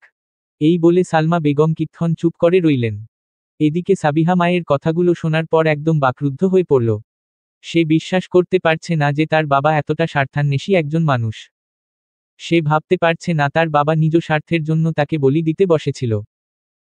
সে অবাক হলো এই ভেবে যে এই মানুষটা তার বাবা, যে বাবার হাজারো পাপ যাকে ভালোবেসেছে, সেই মানুষটাই নাকি নিজ স্বার্থে তাকে ব্যবহার করেছে। সত্যিই দুনিয়াটা অদ্ভুত, ভীষণ অদ্ভুত। খানিক বাদে সালমা বেগম পুনরায় বললেন, এখন এসব জানার পরও যদি ওই অমানুষটার জন্য তোর মনে ভালোবাসা থাকে তাহলে আমার আর কিছু বলার থাকবে না। এরপরও যদি তুই রাগিবকে মারতে চাস তাহলে সাথে আমাকেও মেরে ফেলিস। কারণ তোর বাবার খুনের পিছনে আমারও হাত আছে। আমিও তোর বাবাকে গুলি মেরেছিলাম। এই বলে সালমা বেগম তৎক্ষণাৎ সে স্থান ত্যাগ করলেন। আপাতত এ তিক্ত সত্যের স্বীকারোক্তি করে মেয়ের চোখে চোখ রাখতে পারতেন না তিনি। যত যাই হোক, দিন শেষে তিনিও একজন খুনি। সাবিহা নিজের বাকশক্তি যেন হারিয়ে বসেছে। একের পর এক ধাক্কার সম্মুখীন হতে হতে সে প্রতিক্রিয়াহীন হয়ে পড়েছে অনুভূতিশূন্য, কান্না করার শক্তিও হারিয়ে বসেছে সে। তার কানে বাজছে সালমা বেগমের বলা প্রতিটা কথা।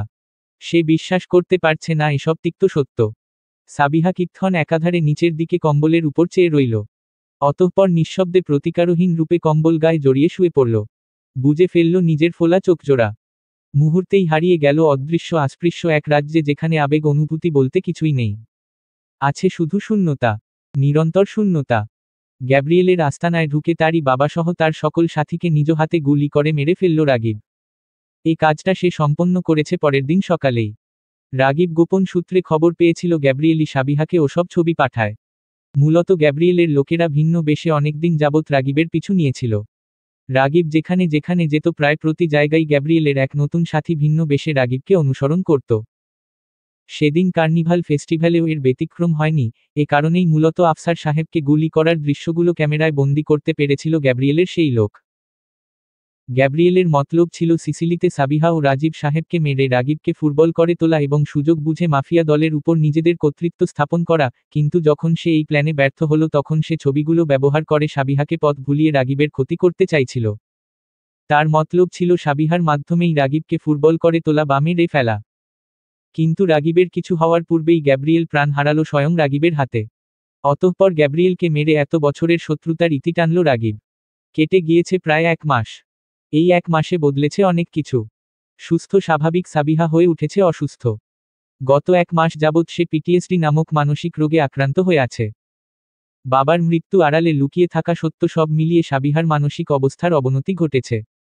আর এ অবনতির প্রথম ধাপ শুরু হয়েছিল যখন সে তার বাবার মৃত্যুর খবর শুনতে পায়। তখন অবস্থা তুলনামূলক কিছুটা ভালো হলেও পরবর্তীতে এই অবস্থা আরও খারাপ হয়। এ মানসিক অবস্থার কারণে সাবিহা প্রায়শই রাতে দুঃস্বপ্ন দেখত। কখনো সে দেখতে সে তার বাবাকে নিজ হাতে মেরে ফেলছে, কখনো মেরে ফেলছে রাগিবকে। আবার কখনো দেখত তার বাবা তাকে মারতে এসেছে, কখনো দেখতে রামিসা তাকে মারতে এসেছে। এসব দুঃস্বপ্নের কারণে তার অবস্থা দিনে দিনে আরও খারাপ হতে থাকে। তার এই অবস্থার জন্য শুরুতেই রাগিব ডাক্তারের শরণাপন্ন হয়েছিল। কিন্তু সাবিহা উন্মাদের ন্যায় আচরণ করে নিজেকে ডাক্তারদের কাছ থেকে দূরে রেখেছে। পরবর্তীতে সাবিহার অবস্থা যখন আরও খারাপ হতে থাকে তখন রাগিব এক প্রকার জোর করেই সাবিহাকে ডাক্তারের শরণাপন্ন করেছিল। এরপর থেকে সাবিহার মানসিক অবস্থার জন্য নানারকম ওষুধ চলতে থাকে কিছু থেরাপি। কিন্তু এসব ওষুধ ও থেরাপিও যেন সঠিক কাজ করতে পারছিল না। এর কারণ হিসেবে ডাক্তাররা বলেছিল মূলত সাবিহা নিজ থেকেই সুস্থ হতে চাইছে না। সে যেন ইচ্ছে করেই নিজেকে আরও অসুস্থতার দিকে ঠেলে দিচ্ছে। এর মাঝে অবশ্য সাবিহা বেশ কবার নানাভাবে আত্মহত্যা করার বা নিজের ক্ষতি করারও চেষ্টা করেছে। কিন্তু প্রতিবার নানা উসিলায় সে বেঁচেও গিয়েছে। যেখানে পিটিএসডি নামক মানসিক রোগ ওষুধপত্র নিয়ে 1 মাসের মধ্যে সেরে যাওয়ার কথা, সেখানে সাবিহার ক্ষেত্রে 1 মাসেরও বেশি সময় পার হয়ে যাচ্ছে। অথচ উন্নতির কোনো নাম নিশানা খুঁজে পাওয়া যাচ্ছে না। সাবিহার এই অবস্থা দেখে মরণপ্রায় অবস্থা সালমা বেগমের। তিনি প্রায় প্রতিদিনই রুমের মাঝেই একাই বিলাপ জুড়ে বসেন। কখনো কখনো সাবিহার রুমে গিয়ে সাবিহার সামনেই এ কাজ করেন, তখন সাবিহা চুপচাপ বসে তা দেখে। উস্ক চুলকালি পড়া, চোখের গর্ত, রুক্ষ শুষ্ক ত্বক ও ঠোঁট নিয়ে ব্যালকনিতে বসে আছে সাবিহা। তার চাহনিতে অদ্ভুত শূন্যতা, এক আকাশ পরিমাণ শূন্যতা। আবেগহীন হৃদয়, একরাশ খালি জায়গা, যেখানে ধুধু মরুভূমির ন্যায় আছে শুধু বালু। রাগিব নীরবে এসে সাবিহার পাশে বসল। সাবিহা তাকে না দেখেই ধীর স্বরে বলল, এসেছো রাগিব? রাগিব ছোট্ট করে জবাব দিল, হ্যাঁ। সাবিহা আর কথা বাড়ালো না। আলতো করে তার মাথাটা রাগিবের কাঁধে রাখল। নিষ্প্রাণ কণ্ঠে ভেঙে ভেঙে বলল, আমি তোমাকে ভালোবাসতে পারিনি রাগিব। মাফ করে দিও আমাকে। সাবিহার এই শূন্যতায় ঘেরা কথায় বুক চিরে কান্না বেরিয়ে এলো রাগিবের। মুহূর্তেই নিঃশব্দে কেঁদে উঠল সে। বুকে পাথর চেপে কোনোমতে কান্নার শব্দ আটকে রেখে আলতো করে সাবিহার হাতটা নিজের হাতের মুঠোয় নিল। অতঃপর শান্ত ও ধীর স্বরে ভালোবাসা মিশিয়ে বলল, কিন্তু আমি তোমাকে ভালোবাসতে পেরেছি স্নিগ্ধময়ী। আর আমার এ ভালোবাসা আমৃত্যু বহাল থাকবে। আমার ভালোবাসার কমতি কখনো দেখতে পাবে না তুমি। তোমার ভালোবাসায় শুরু হতে আজ পর্যন্ত আমার হৃদয় মোহগ্রস্ত প্রমত্ত। তোমায় ভালোবাসি স্নিগ্ধময়ী, ভালোবাসি। নিবন্ধিত থাকার চিহ্ন।